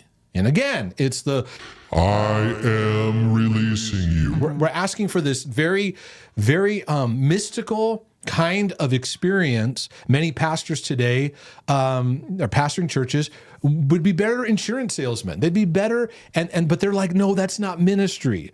And we've believed that those are our only options, is those pathways. Those are the dignified ones. And if you go work insurance and you're a blessing to everyone that you work with, and you shine light, not that you're preaching at everybody, but you shine light and you leave a meaningful imprint in people's lives, that's not ministry. And teaching the Bible is the only ministry from a pulpit. And if I could add this caveat, is that, like we went through severe poverty.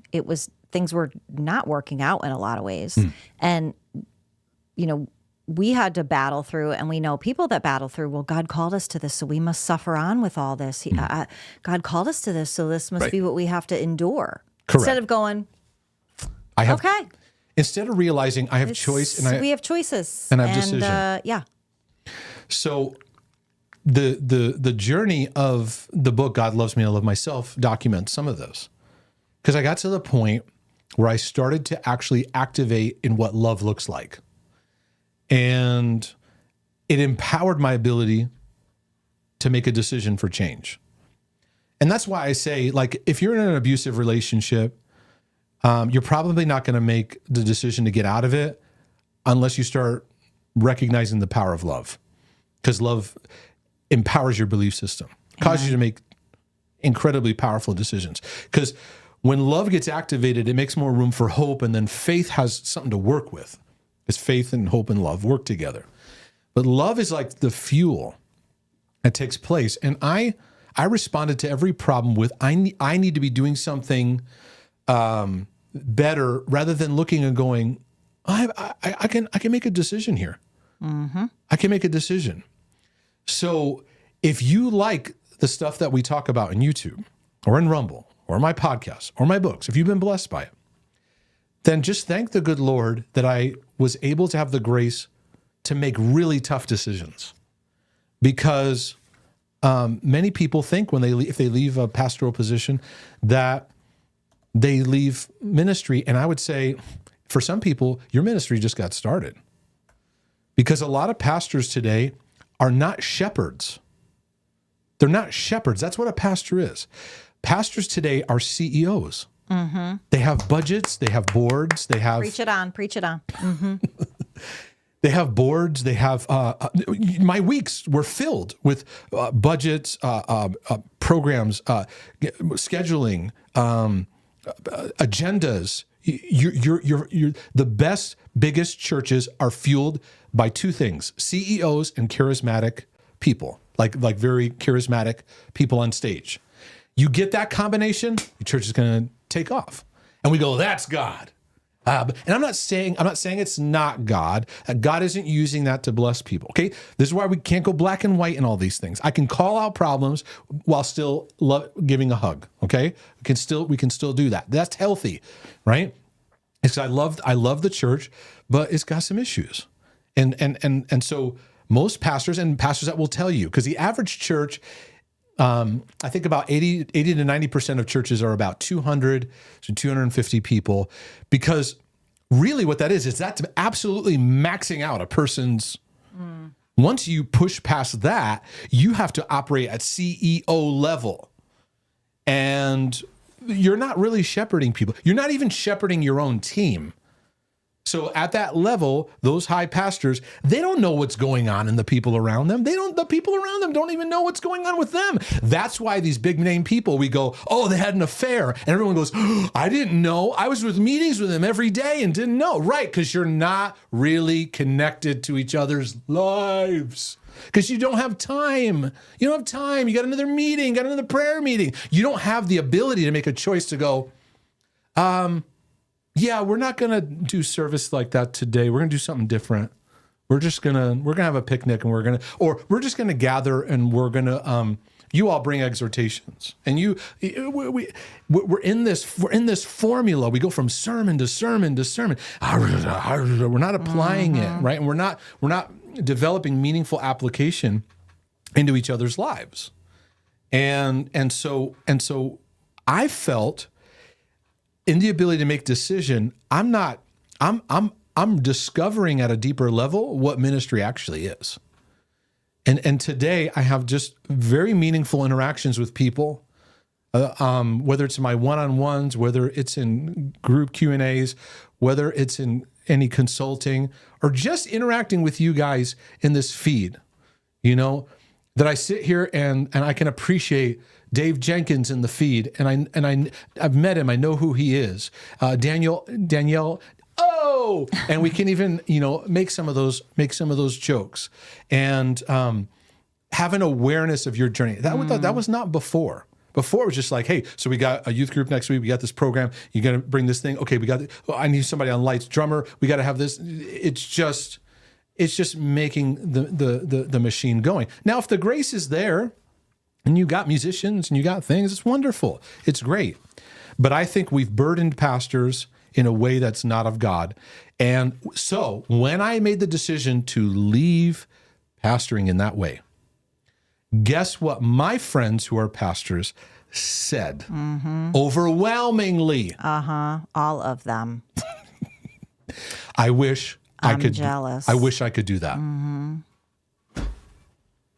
And all their advice was, yeah, you know what? Yeah, you should just shut it down. Yeah. Meanwhile, they weren't. Yeah, and then they said, wish I could make a change. Wish I could do that. Like, you couldn't because. So why don't you do it? Oh, God hasn't shown me. Okay. And then Please. So people. So this is the next part of the question. I'll bring you into this one, because then I'll get into my talk on resilience. People have also prophesied that I have a great calling, or that the small group I have will grow increasingly. That is a very big problematic thing in prophetic ministry. Is everything is big, everything's huge, everything's great. Prophets are not saying, or people that call themselves prophets are not saying, hey, you're going through a rough season, and hang in there because you're exactly where you need to be. Everything is like, it's going to be a big thing. It's going to be an amazing thing.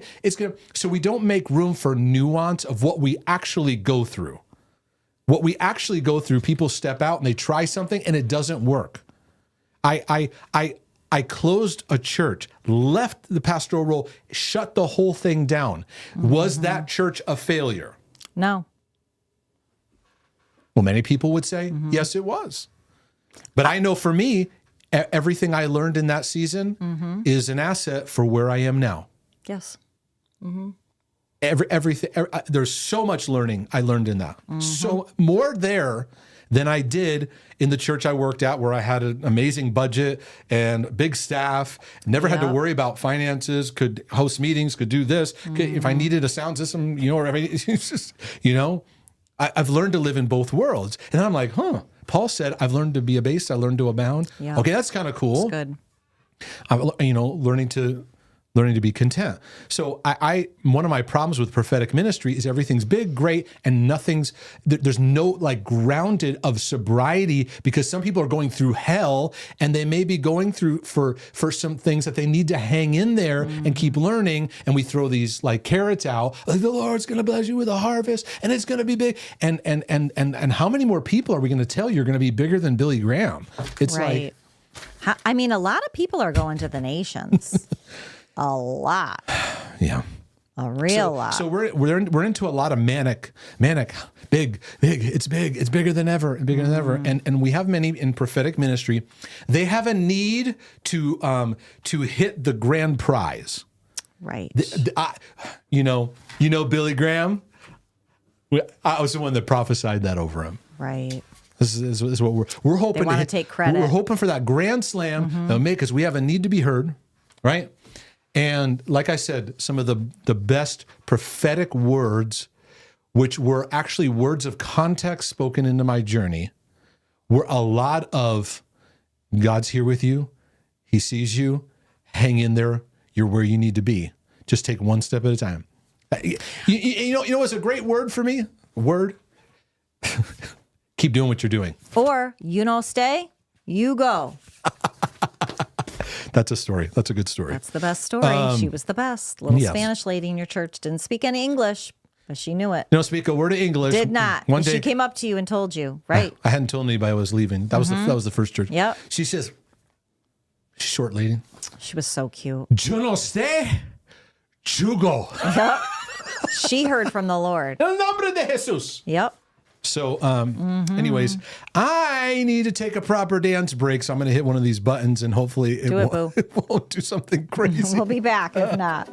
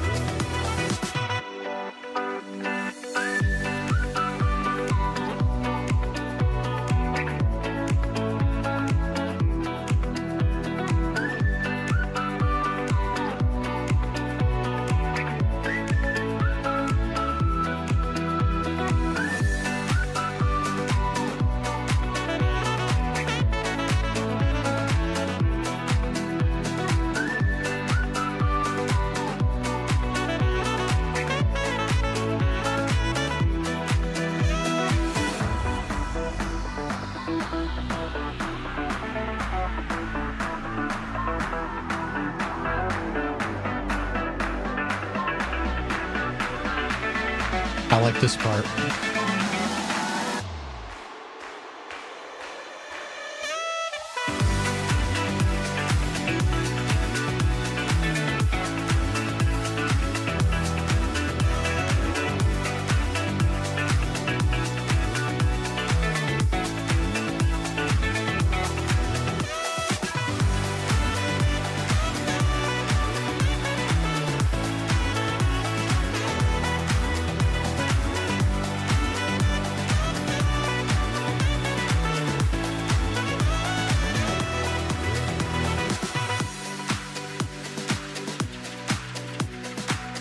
That's a good jam. Love it. It's a good jam.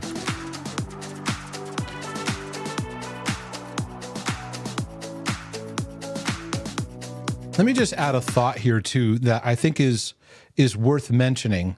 I'm sitting here during the dance break, just thinking about calling and stuff like that. I want to just say to the young people out there, we have a lot of, and we're obsessed with finding your calling, meaning we got to figure out what God has assigned us to do and then go do it. And I think that is not been a helpful mindset. I want to encourage, especially if you're in your late teens, early adult, you're in your 20s and even your 30s, you might be like, I'm in my 60s and I still don't know what I want to be when I grow up. Listen, it's fine. Take advantage of opportunities versus trying to figure out. Look at what's in front of you and just step into it. So I was doing YouTube videos when no one was watching. Now I have a few people watching. It's nice. It's great. It's wonderful. But I did it even when there wasn't much traffic coming in. And during that time, I could have gone, well, I'm going to stop doing it. I'm sick of it. And I would have realized, that's probably not a part of my calling. But I did it and I went, now I might have been frustrated. I've been like, man, I've gone through, lots of ups and downs. But I went, I still like doing it. And I kept doing it. And so it was actually, God works in the doing, in the living, taking the steps. Mm-hmm. And I'm still figuring, if you ask me, what are you called to? I'd probably tell you, I'm still figuring it out. I have my little, my little spiel I can give you, but I'm still figuring it out, and that's okay. And I give you permission to do that too, but take advantage of opportunities. You say, I want to teach someday to people. Well, then teach people in front of you. Have a class. Well, I don't have a classroom. Well, open up a stream on your phone and have people come in and they can hang out with you there or whatever. Start with where you're at and let it flow from there, because we've miscommunicated the calling as far as ministry. That's people who have official positions in church are called, and the rest of you. That's an old model going back to the priest laity model. The laymen, the unlearned. You're the unlearned people, and we're the professionals. Martin Luther broke through that. No, priesthood of the believers. You're all priests. You're all priests under Christ. Now go out and do it. And it doesn't mean you're going to do that just in a church building. In fact, I think the best ministry is happening outside the church building. Okay, enough of that. Know it. Enough of that. And let me get into talking about resilience. 'Cause I wanted to get into this new year, and I know this broadcast is a bit longer, but I had some time off. We had some time away, so I can't help it. I come back with a lot of stuff that I'm thinking about, and I really feel that this year, as we go into 2024 and we go into the coming years, that we're going to need resilience and in a new way. And the way that our world is going, the way things are going. But each of us have our battles and our struggles that we're facing. And let me bring you back to some of the years of my institutional pastoral work, especially the second one, the small church that I pastored. When we started it, I had been preaching and teaching and hosting a lot of seminars.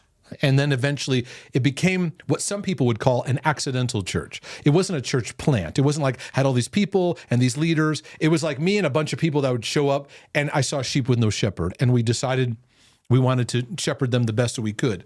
And there was a lot learned in that season that I'll spend the rest of my life probably processing, teaching, and using as a part of my journey. But anyways, I taught a lot on the Father's love, because it is such a important foundational understanding to live in and to walk in, the heart of the Father that Jesus communicated. And I noticed that so many would come, oh, Mark, this is so healing. It is so helpful, so great. But I noticed over time that in teaching that, people started to equate walking with God in his love as a cozy blanket that I just stay cuddled in all day long, and I get this nice cozy bubble, and I'm just so protected, and life is just kind of easy. And when life isn't easy, I go to my Father and say, make it easy. I need you to help me and rescue me from it. And I noticed there was a problem in mindset. And so when we officially started our our Sunday morning, gatherings. I used to meet like Tuesday nights and Sunday nights, and we said, okay, we're going to kind of organize our meeting schedule. And I the first series that I began to teach on was the heart of an overcomer. Because I said, here in this room, you have all kinds of battles, you have all kinds of stuff that you're going through. You're coming here because you're wanting greater healing, you're wanting greater wholeness in your life. And I want you to know that what you need to experience the depth of his love, but you also need to be empowered by his grace to overcome. Because some of you have hell that's lined up against you. But you have to understand that greater is he that is in you, but you're learning how to connect to that. And love helps connect us to that. It connects us to hope. It connects us to faith. It empowers us. So I had, every year I would go into the year, and I would at January, I would do a series of messages over Christmas break. I do this to this day. I get a sense of, God, what might you be saying? Are there things you're highlighting? I'm not looking for some, this kind of voice. and just like what seems to be bubbling up in my thoughts that might be helpful to look at. And one of the things that I kept finding myself teaching on and sharing and exhorting over was resilience. And resilience, to summarize it, is the ability to recover and bounce back. And in mental health, you need to learn how to have resilience in your life, because that is an area where you're going to have setbacks, you're going to have struggles, you're going to have bad days, bad weeks, bad months. Some of you feel like you had a bad year. You're going to have difficult times. It's not how well you are doing, whether you fell, whether you're doing well, whether you're struggling or not struggling. It's how do you learn how to respond and allow the struggles to become learning. And one of the things that I had to tune into in my journey was I had to stop fussing so much about trying to figure out and being overwhelmed with all the techniques and everything. I realized I need to learn resilience, because when each day shows up, it knocks me over, it takes me out. And how I'm feeling, my mood, my state, how I perceive things. And I realized that there were muscles in my spirituality and in my emotions that needed to be developed. And many of you go into, well, it's because I'm not really saved, I'm not a good enough Christian. You go to those places that are unproductive and they're not true. What is needing to be understood is there are areas of our life that need to be developed. And I want to share with you that your mental health battleground can unleash hell, can it? I know what hell feels like. I know what the darkness feels like. I know what death, despondency. I no matter the email that comes in, no matter the question that comes in, I may not have the exact details that you're giving me. But what you're saying, there's nothing I've read that I haven't gone, I know what that feels like. It really, really can push your back against the wall. And I realized that I had a decision. And I saw that I had muscles that were atrophied. And I remember one day going to the gym, actual gym, for a workout.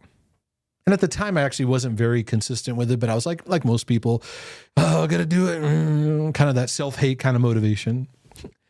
But there was one thing that I noticed going to the gym, and I noticed, the people that are there, you can tell people that it's just their life. It's just what they do. You can tell the people that are trying to get it going, that may not be there in a few weeks. And I saw that the people that were there, it wasn't about who looked, it wasn't about looks. It was more about, you can tell when somebody's got an endurance. And I could see and go, that person's gone through some years of just showing up at the gym and showing up.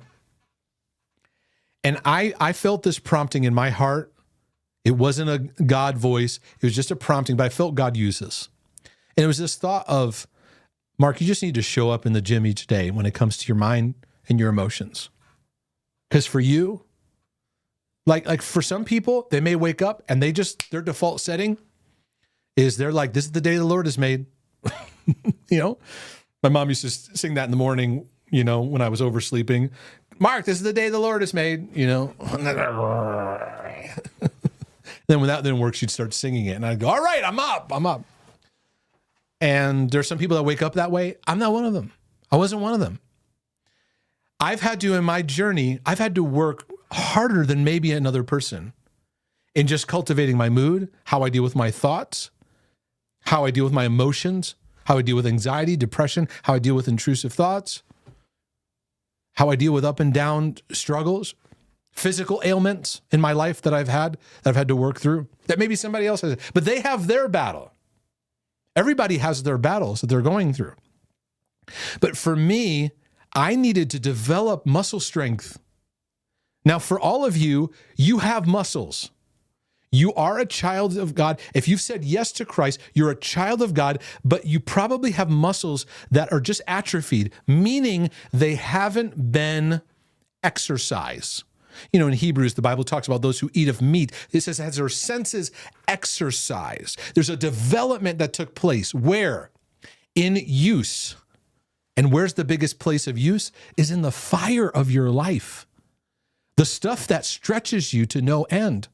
The depression where you don't even know how you're going to get out of bed. Or the illness that you feel like makes you struggle to just get through the day, or a mood battle, or intrusive thoughts, or some kind of paranoia, or psychosis, or trauma. And you're like, what am I going to do? And it backs you against the wall. There are muscles that are there that can only be developed in a flame of fire. In our life, in our journey, we've been put in a war. And many believers forget that. So we talk to God as though we're not in a war. You know, God, why did you do this? Where are you? What's happening? And we don't realize we're in a battle, and you and I are in a place of muscle stretching. The only way a muscle gets developed is when there's resistance that goes against it. The resistance actually breaks down tissue. It actually breaks down in your muscles. But then it gets rebuilt and it comes back stronger. What is true in the physical is also true in the spiritual, is that there are muscles within us that need to be developed. And the thing that I saw in my congregation, I see it to this day, is in our mental health journey, we want safety, right? Like I remember people come to my congregation, hey, pastor, you know, what I'm looking for is a safe place. I know what they meant. You know, where there's not toxic and craziness going on and abuse and those kind of things. But there was another implication. Another implication was, I need this place to be safe for me, where nothing stretches me. There was this bubble mentality that many people form, and I see it to this day. True safety in God's journey, in our mental health journey, is not found in just creating a bubble around us, where we don't have resistance and challenges.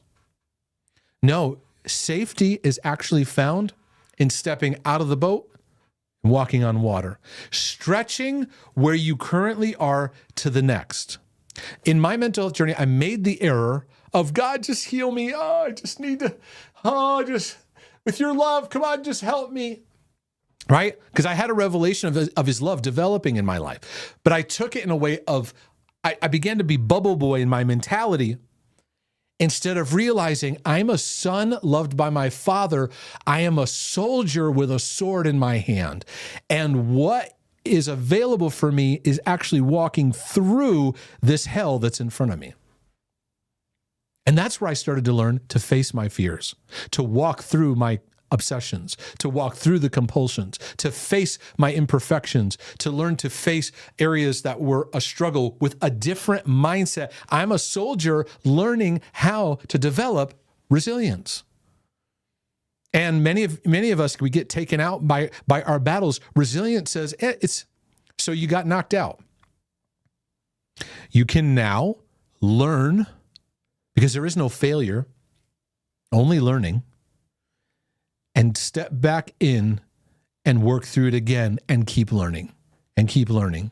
Some of you are going around the same mountain over and over again, right? And we use that as an accusation against ourselves. Oh, I'm going around the mountain, right? We go, hey, you know, it's insanity to keep doing the same thing over and over again, right? Sometimes you need to go around the mountain 100 times till you get it. Sometimes you need to go around that same thing, and there's your foot. Oh, look at my footprint. Oh, Hey, there it is. I wonder why my footprint's here. And you go, oh, I'm walking the same thing over and over. Do you understand that sometimes you need to walk the same thing over and over again till you get it? I answered a question about my pastoring. Do you know it took me probably over a year to even be able to realize I needed to make a decision to change and step away and move on? I kept going around the mountain with it, trying this, trying that, trying this, and not realizing there's grace available. But I had to step through a lot of fears. I had to step through a lot of uncertainty. I had to step through, and I've learned to this day in my daily life, every day, I need to stretch my muscles. How I cultivate my mood. Now, for me, it's an every day. It's not. I don't take a day off on what I've learned. Now, that's for me. For you, maybe you wake up and sweet Jesus, what a wonder you are. You just have these.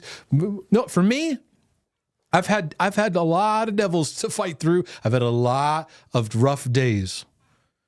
But what I've learned is now mine. And it is now how I live. And it is now how I bless other people. But we want to offer people heaven, but we don't necessarily want to go through the hell that sometimes arrives and sometimes that takes place in getting to some of those places of healing and freedom that we want to experience in our life. Now, there's some viewpoints on mental health that Christians have. One is just accept it. This is going to be your lot in life. It's always going to be this way. Nothing's going to change, right? Now, acceptance has its place, but then that gets distorted because there's no stretching here. There's no growing of faith, hope, and love. Then there's the second mindset, which is like, you got to get delivered. You got to get this out. You got to get people write to me, say, Mark, I want to get past this. I want to get back to the old way things were before. I got to get free. This light switch thing, I got to pray. What do I got to do? What's the thing I got to do, right? We want the quick fix answer. Then there's the mindset that I promote, and that let's take a journey and let's go through this. You got OCD? All right, you got a journey. You having panic attacks, phobias? You having insomnia issues? You having sexual temptations, addictions? You having marriage battles? Okay, we're going to go through this. Ready to go through this? No, I want to fix. Or forget it. Nothing's going to change, right? We go into one of those ditches. Resilience says, all right, I'm going to go through this. I learned this in my life the hard way. I didn't learn it the easy way. And I found myself in the book of 1 Peter. And it's a funny story because this message of overcomer was happening in my life. We're pastoring. I'm trying to figure out, God, what are you doing? I'm overwhelmed. Finances are a struggle. We're just poor all the time. We're everything's relationships. We're two traumatic people, traumatized people, trying to walk. What is going on? And I remember this word of resilience. I kept kind of reflecting on over and over again. The overcomer and resilience. This picture of nurture, where God was here to embrace me and hug me, but he's like, come on, I'm with you. Step back in the game again. That's resilience. You're loved. There's healing and health here, but step back in, because what is healed is not just healed in just a bubble. It's actually healed in stepping back out again. One day in one of the tough seasons, the tough parts. Ministry was a struggle, friendships, there was all kinds of things going on. And I wasn't getting along with my family either, where there was a lot of stuff that was happening, my parents, relatives, stuff like that. There was a lot of stuff that I was walking through. And so there was one day where we ended up seeing each other, and we all drove together in a vehicle to go to a funeral. There had been a relative that had passed away, and it was a sad situation. So we all ended up, we went to the funeral. We're at the funeral together. So we're kind of talking. It's a little bit awkward because we hadn't been on good terms. There's a lot of pain and heartache and stuff going on. I'm sitting there in the back seat. My parents are driving. And I'm just in that internal funk. And I'm like, God, what's going on? So I look down. I don't have these moments. I just had this moment where there was a Bible on the floor in the car. And I pull it up, and I had one of those moments. I'm just thumbing through. And I look at 1 Peter. And I read this scripture right here. You have to give me a second to pull it up here. I don't know if this one will work. Yeah, it's not going to have my picture on it, but it's all right. I saw this scripture here. But may the God of all grace, who's called us to his eternal glory by Christ Jesus, after you've suffered for a while, perfect, establish, strengthen, and settle you. And I took a deep breath. I'm sitting there in a world of where nothing is certain. I don't know what the next day, what the next hour is going to look like. And I took a deep breath. I said, okay, I see it. Because that's what revelation does. Many of us, we think reading the Bible and getting revelation is, oh, God's yelling at me. Oh, I committed the unpardonable sin. No. We don't realize that. These moments where you see it. Yeah, I see it. I'm learning to be perfected, established, strengthened, and settled. Because that's all not happening in my life. Like it's not showing up. Okay, God. Because there's an element of trial and suffering in this. I don't know what's going on. I don't know why I'm here. I don't know what's happening. I'm up to my eyeballs in struggle. And I began to start dissecting and breaking down 1 Peter 4 and 5. Because there's so much about suffering and trials that he brings about. And what I learned, I want to give you some of the pointers out of it. Now, this is going to be a brief thing. You go and you read it for yourself. Here's things I've learned in the midst. Now, we could use the word trial. We could use the word suffering. We could use the word struggle. We could, whatever you want to talk about in your mental health, right? And I know in the context of Peter's writing, a lot of it, he's talking about the resistance because you're a believer and the persecution that's going on. But that branches out into a lot of areas as believers. There's stuff we go through. There's not this pointed reason. There's battles that are taking place. And our mind, our emotions, and our relationships get infected. And they challenge us to the core. But there's some things I learned in Peter's exhortation that really helped me a lot. The first thing was, in the midst of building resilience, we get lost in asking ourselves the question, why? We ask God the question, why? Why, God? Why me? Why is this happening, God? Where are you? Why is this taking place? I want to bring up my Bible with, let me see if I can find it here. Give me 1 second. Is that, hey, there we go. If you forgive me, because I have to kind of skirt around here and going. I had a sequence all set up. 1 Peter 4:12. Beloved, dearly loved, don't skip over that word, dearly loved. Do not think it strange concerning the fiery trial which is happening to you, as though something strange, as though some strange thing is happening to you. I picked up in here, I'm always spinning about why. Why is this happening? Why is this happening? And then I get mad. I start getting mad at God. I accuse God. I get mad at you and I start accusing you. And then when that doesn't work, I accuse myself. There's something I'm doing wrong. And you know what it does? It takes me out of the learning in the moment of what I'm going to grow in. Because what we forget is in our journey, you need an adversary. Your adversary comes at you like a roaring lion and hits you with everything he's got. And God is going, I'm building something in you. The fiery flame will bring it out. I've not left you. I've not abandoned you. I'm actually ever more present. But the fiery trial of this is really pushing you. And so I even find sometimes in people that interact with me too, they can get obsessed with like trying to find the root reason. And I do talk about like a lot of root heart, like what causes a lot of things in our life. But we can get lost in that. And folks, in your trial, in your struggle, if the deeper heart issue isn't revealed, then don't endlessly search for it and introspect. Let it show up to you. But we get into ditches, right? God, why? Why is this happening? And I find a lot of believers can come up with very unfruitful perspectives. They go, maybe God's causing this. Maybe God's wanting, and we use this term, God allows a lot. You know, God allowed it. It's a common Christian thing. I don't use God allows in my vocabulary. Because allows implies I can do something about it, I should do something about it, but I won't do something about it.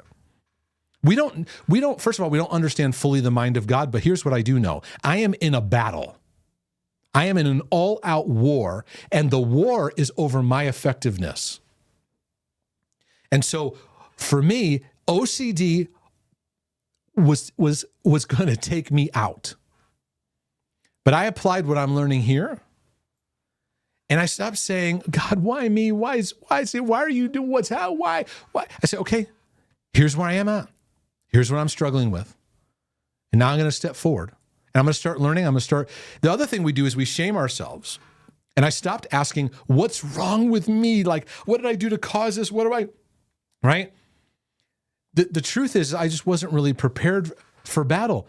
And here Peter says, don't think it's strange that this thing's happened. Like, oh my goodness, this is happening to me. Why is this happening to me? And we get bewildered. He says, don't look at it like it's some strange, unique thing. Don't we as Christians do that? When a fire happens, when a struggle happens, what happens with us? We look at those as so odd.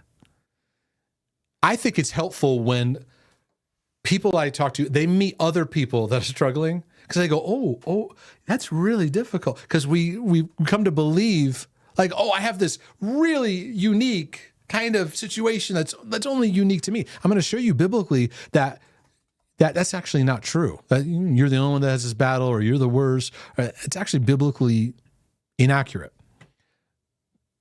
The third thing that I was willing to do that you can find here in these passages is be willing to take responsibility for where adjustments can be made. And what I mean by this is, I have to keep flipping back and forth here. Let me go to verse 15. He says here, he goes, okay, listen, there's suffering. He goes, don't suffer as a murderer.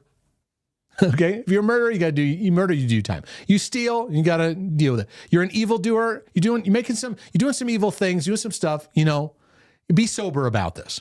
Or I think it's funny, he goes, or as a busybody in other people's matters. He's saying, take responsibility in realizing there's stuff that happens in your life where you go, you know what, it wasn't the best decision. Don't shame yourself over it, but be sober about it and recognize in your journey, like I recognized in my journey, in my suffering, I was like, you know what, I'm going black and white on some relationships. I could chill out a little bit. I get real intense. I could chill that out a little bit.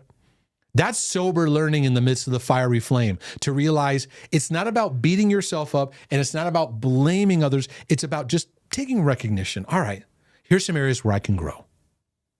When I started to have that mindset, I saw shifts and changes, because then I realized, oh, the apostles could grow in any situation. They're in jail, they grow. Out of jail, they grow. Preaching, they grow. Not able to preach in chains, they grow. They flourish anywhere. And I go, oh, I want to learn how to flourish, especially in these circumstances. I go, I don't know what decision I have here, or what I could do. I can grow. I can grow in where I'm at. And that became a part of the message of this ministry of, we focus, God, change my circumstances, get me out of this, change other people. Instead, okay, I'm going to learn to grow in here. I'm going to learn to be an overcomer. Now, the battlegrounds that we face, I'm going to tell you this, let them humble you, because they humbled me. In my 20s, if you asked me questions, I felt like I had answers for all kinds of things. Now I address a lot of questions, but to be honest, I'm still learning. I got a lot of learning to do. I have less, I got the answers kind of answers. Because you know why? Because life humbled me. The battle humbled me. I've had stuff that I've going through that put a humility. So when I look at your situation, I'm less apt to shame you, because I go, I see where I could be there. And what humility does is it makes you teachable. And in the midst of the battleground, as I was looking at this, let me scroll down here if you don't mind. In 5:8, no, I'm sorry. In in 5:5, he says, likewise, you younger people, submit yourselves to your elders. And then he goes, you know what? All of you be submissive to each other. And be clothed with humility. Why? Because God resists the proud and gives grace to the humble. One of the most powerful spiritual warfare tactics you can possess is humility. Humility is not self-rejection. Don't mistake that. That's false humility that people portray out there. Oh, I hate myself, but only Jesus. No. That's self-hatred. That's not humility. Humility involves a teachability and a recognition of the need on a regular basis for God's working in your heart and life in a way that keeps you grounded. And your battles do that. They humble you. And in our mental health battlegrounds, we have areas of our life that are stubborn. They're working against us, but we validate them and defend them, and they're stubborn. Humility is going to go, okay, let me be teachable. He says, humble yourselves under the mighty hand of God, that he may exalt you. Wow. The Bible says God wants to exalt you. I thought we're supposed to exalt God. Yes. That would be an interesting title to a message. How to be exalted. Like, wait, all the religious people. Right? He wants to lift you up. He wants you to shine with his glory. But you're going through some stuff in the meantime. You're going through some battles, but there's beauty found in it. And he says, that may exalt you in due time. There's an in due time. This battle thing you're going through, you might think it's forever. It's not. You're going through something. In the meantime, cast your cares on him because he cares for you. He loves you. So do that, right? The next thing is the next point that I want to get to is if I'm going to develop resilience, I got to let it sober me, because in here he says, be sober, be vigilant, because your adversary, the devil, walks about like a roaring lion, seeking whom he may devour. Sobriety. I talk a lot about sobriety, and I'm so proud of so many of you because you're writing to me and you're going, Mark, I'm taking my sobriety back. I was catastrophizing over this issue, and I wasn't being sober, and I'm taking my sobriety back. I was in self-pity, and I was self-loathing, and I rebounded, and I'm developing resilience. I escaped, and I numbed out, or I go into my addictions, or I go into my coping mechanisms, and I'm sobering up. Why? Because in sobriety, I step up and I see the battle for what it is. Not worse than it is. That's catastrophizing. That's despair. God's not in that. He's in sobriety. I got some stuff I'm battling. Yep. This is tough. Yep. I'm with you here. Because that's what a good father does. He's here. He loves you, but he's not doing it for you. If my dad was here doing things for me, you would all say, Mark, you got some serious dad issues. There's some dysfunction there. And we as believers, we're often still in a place where we're going, God, I need you to do this for me. Rather than going, he's with me. I gotta step out. I gotta take a step and work through this, take the journey. He says here, resist him, steadfast in the faith. And so that brings me to the resistance muscles. As you developing your, tell me your mental health battleground, and I'm going to tell you there's an opportunity for you to now mentally and emotionally stretch. Yeah, but it's so hard. I have to go to therapy, or this is hard. I have to talk about certain things. Yeah. Stretch. And there's pain in it. It's difficult. But then there's moments of rejoicing. I lifted that much weight. That's awesome. I feel stronger. Then there's other times where. So my feedback to you in your journey is stop asking God to take it away, because that's a frustrating prayer. And it's frustrating you.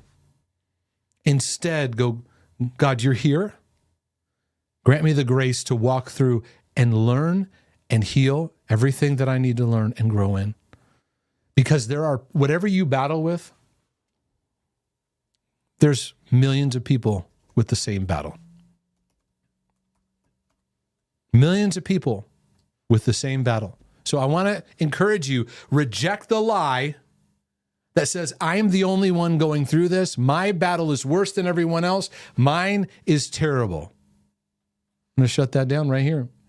Resist him, steadfast in the faith, knowing that the same sufferings are experienced by your brotherhood in the world. The same trials, the same difficulties, the same battles. Now, I sit in somewhat of an interesting place because I see all of it. And the people that write to me get help from me. And I go, y'all should get in a room together and maybe we will someday figure out a way to do that. Because people all over the planet are going through. Think about what you're going through. There's people in every state, every country, every region going through the exact same thing. Don't believe the lie because it pulls us down into an unproductive pity spiral. And now we're not healing, we're loathing. We're in the quicksand, right? He says, same stuff's happening. He says, but may the God of all grace, who's called us to his eternal glory in Christ Jesus, after you've suffered a while. So I realized in my life, this stuff isn't forever. This isn't forever. And many people say, oh, I got this battle, I'm just going to have it forever. Well, you may have it for a while. You may, who knows? Let's get the deadline and the pressure off. But realize I'm going through something. So I'm going to let God's process have a work in the meantime. And he lays out the process here. This is what we're going through to become resilient. He says, after you've suffered a while, this is the goal that God's building in us. In our mental, emotional, relationship health. And all of it. Because the fires bring this stuff out. He wants to perfect you, not perfectionistic. That word perfect, it has more to do with like completion. He's making a completeness to who you are. Full stature, Paul says. That kind of thing, where there's a greater wholeness and fullness to who you are. Guess where you're going to learn that? In the fire. He's going to establish you. He's going to stabilize you. He began to do a work in Mark where Mark, who'd fly off the handle in anxiety or anger or self-hatred or spin out in pity, he's over time, as I just kept practicing his love, kept practicing new learning, stabilize. And guess who wrote this book? Peter, pumpkin eater, saying the stupid stuff all the time. He's the one that Jesus said, get behind me, Satan. He's the one that Jesus had to keep rebuking. He's the one that denied him with profanities. He's the one that goes, hey, he's doing a stabilizing work in you. Yeah, but I'm anxious every day, Mark. Just stay in the game. Just keep showing up one step at a time. That's nurture. And it's resilience. Yeah, but I'm going to quit. It's not talking about quitting. You're not going to quit. You're here. You just show up. Just show up. He's going to strengthen you. Strengthen for what? So what you can handle today is something you couldn't handle 5 years ago. And something in 10 years is something you couldn't handle today. But you're building. And he says, I'm going to settle you. That word speaks of a foundation. And when I see that foundation, I see the deep root system, like you're a tree. Each of us were trees. The Bible calls us in Isaiah, the planting of the Lord, that you be trees of righteousness, right? But Isaiah walked us through the healing of the broken heart, the binding of the wounds, deliverance of captivity, the proclaiming the acceptable year of the Lord, right? Bringing sight to the blind, right? That you become trees of righteousness, roots digging deep. When I see this, the word maturity comes to mind. He's maturing us, folks. This is what resilience does. It stabilizes us. And once you're all over the place, up and down and left and right, but he's going steady. Yabba. Steady. Keep learning. Because what Peter was when Jesus rebuked him was a different guy on the day of Pentecost when he brought his message and wrote the words that we treasure as the word of God now. If he can do it in his life, he can do that in my life. He can do that in your life. But it has to be around the ability to go, okay, this is what I'm battling. I'm going to take the journey. I accept this is the battle in front of me. Now, I don't have to accept that this is going to be my lot in life. This is my sentence. but this is my journey right now. And God, I'm going to go to the gym each day, wake up, and learn to cultivate what it means to walk in healing ways. So God, I pray for the grace of this to settle on everyone who watches, who listens, and takes this in. In all our technical glitches and difficulties and my buttons not working and all this, I pray that your grace would shine through it all. Teach us what it means to live in resilience. What's the battle you're facing today? What's the battle in your mental health where you go, all right, it's time for me to develop resilience. It's not a pep rally. This is not it's just no, I'm going to show up because I'm on my journey. Don't compare your journey to somebody else's. You're on your journey. And what is resilience going to look like for you in facing what you're going through? Let's take a dance break, then we're going to come back.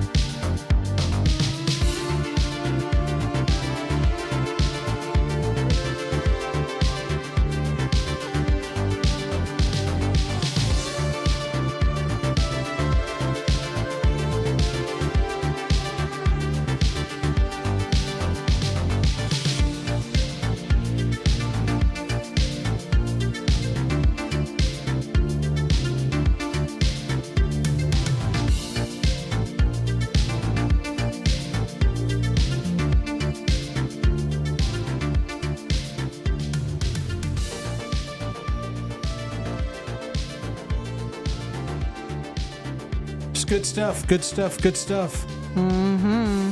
What a night. My goodness. Babe, this was epic. We started out rough. Yeah. And I did a lot of talking there. So. Listen, Dave Jenkins is hilarious. He said the first dance break, the family freaks out. Second dance break, they joined me.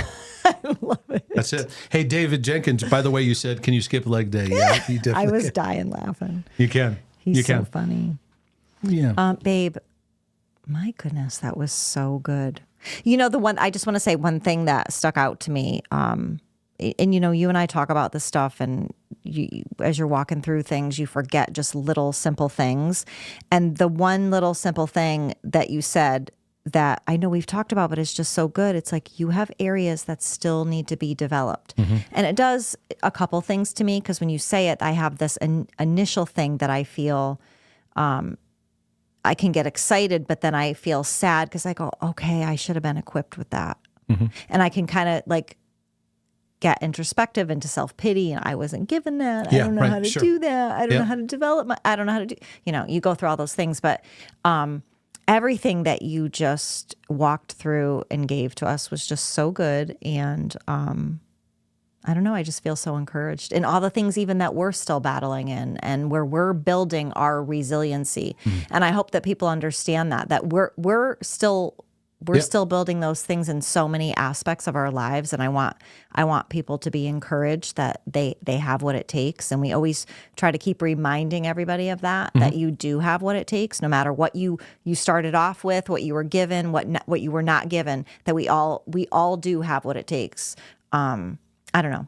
Mm-hmm. It was just so good. And everybody was blessed in what you were bringing. And that's wonderful. It's great. You're awesome. Well, I think it's a good thing for starting off the year and looking forward to, future broadcasts and stuff like that.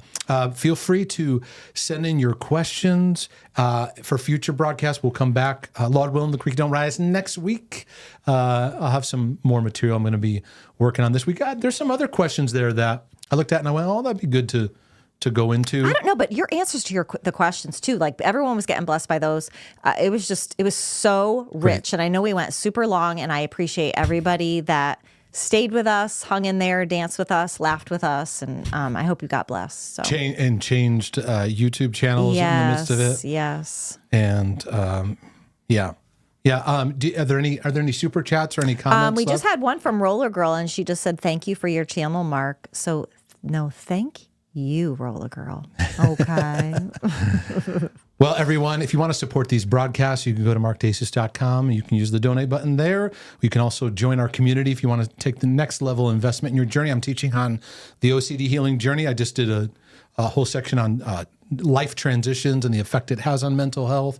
And we're going to be doing a live Q&A this week and some other good stuff. So yes, and if you want more too, we join the community, get in there. We have such great things. I just want to say in the community, yes, David, join the community. We were talking about what you are in the personality stuff. That was a great conversation in the community, by the way, thanks to, I think Jacqueline posted that. Yeah. But such great encouragement. I love our community members. And there's a lot of people that you don't have to talk. Right. You don't have to jump in. You can just get in there and get into the materials and get to the resources. Right. So utilize that. We'd love to have you. And then you could also, Mark and I have things that we like to share that maybe we won't share here, but we share about our personal journey just to give encouragement. So we do that in the community. Excellent. I couldn't say it better myself. Awesome. Well, Lord willing, the creek don't rise. This is your brother from another mother. And your sister from another mister. Saying we'll be back with more great stuff and hopefully a mixer that works and technology that won't give us a hard time. But we're going to take our piece anyways. I'm hungry. Let's go have some dinner. Yes. Hey, we out.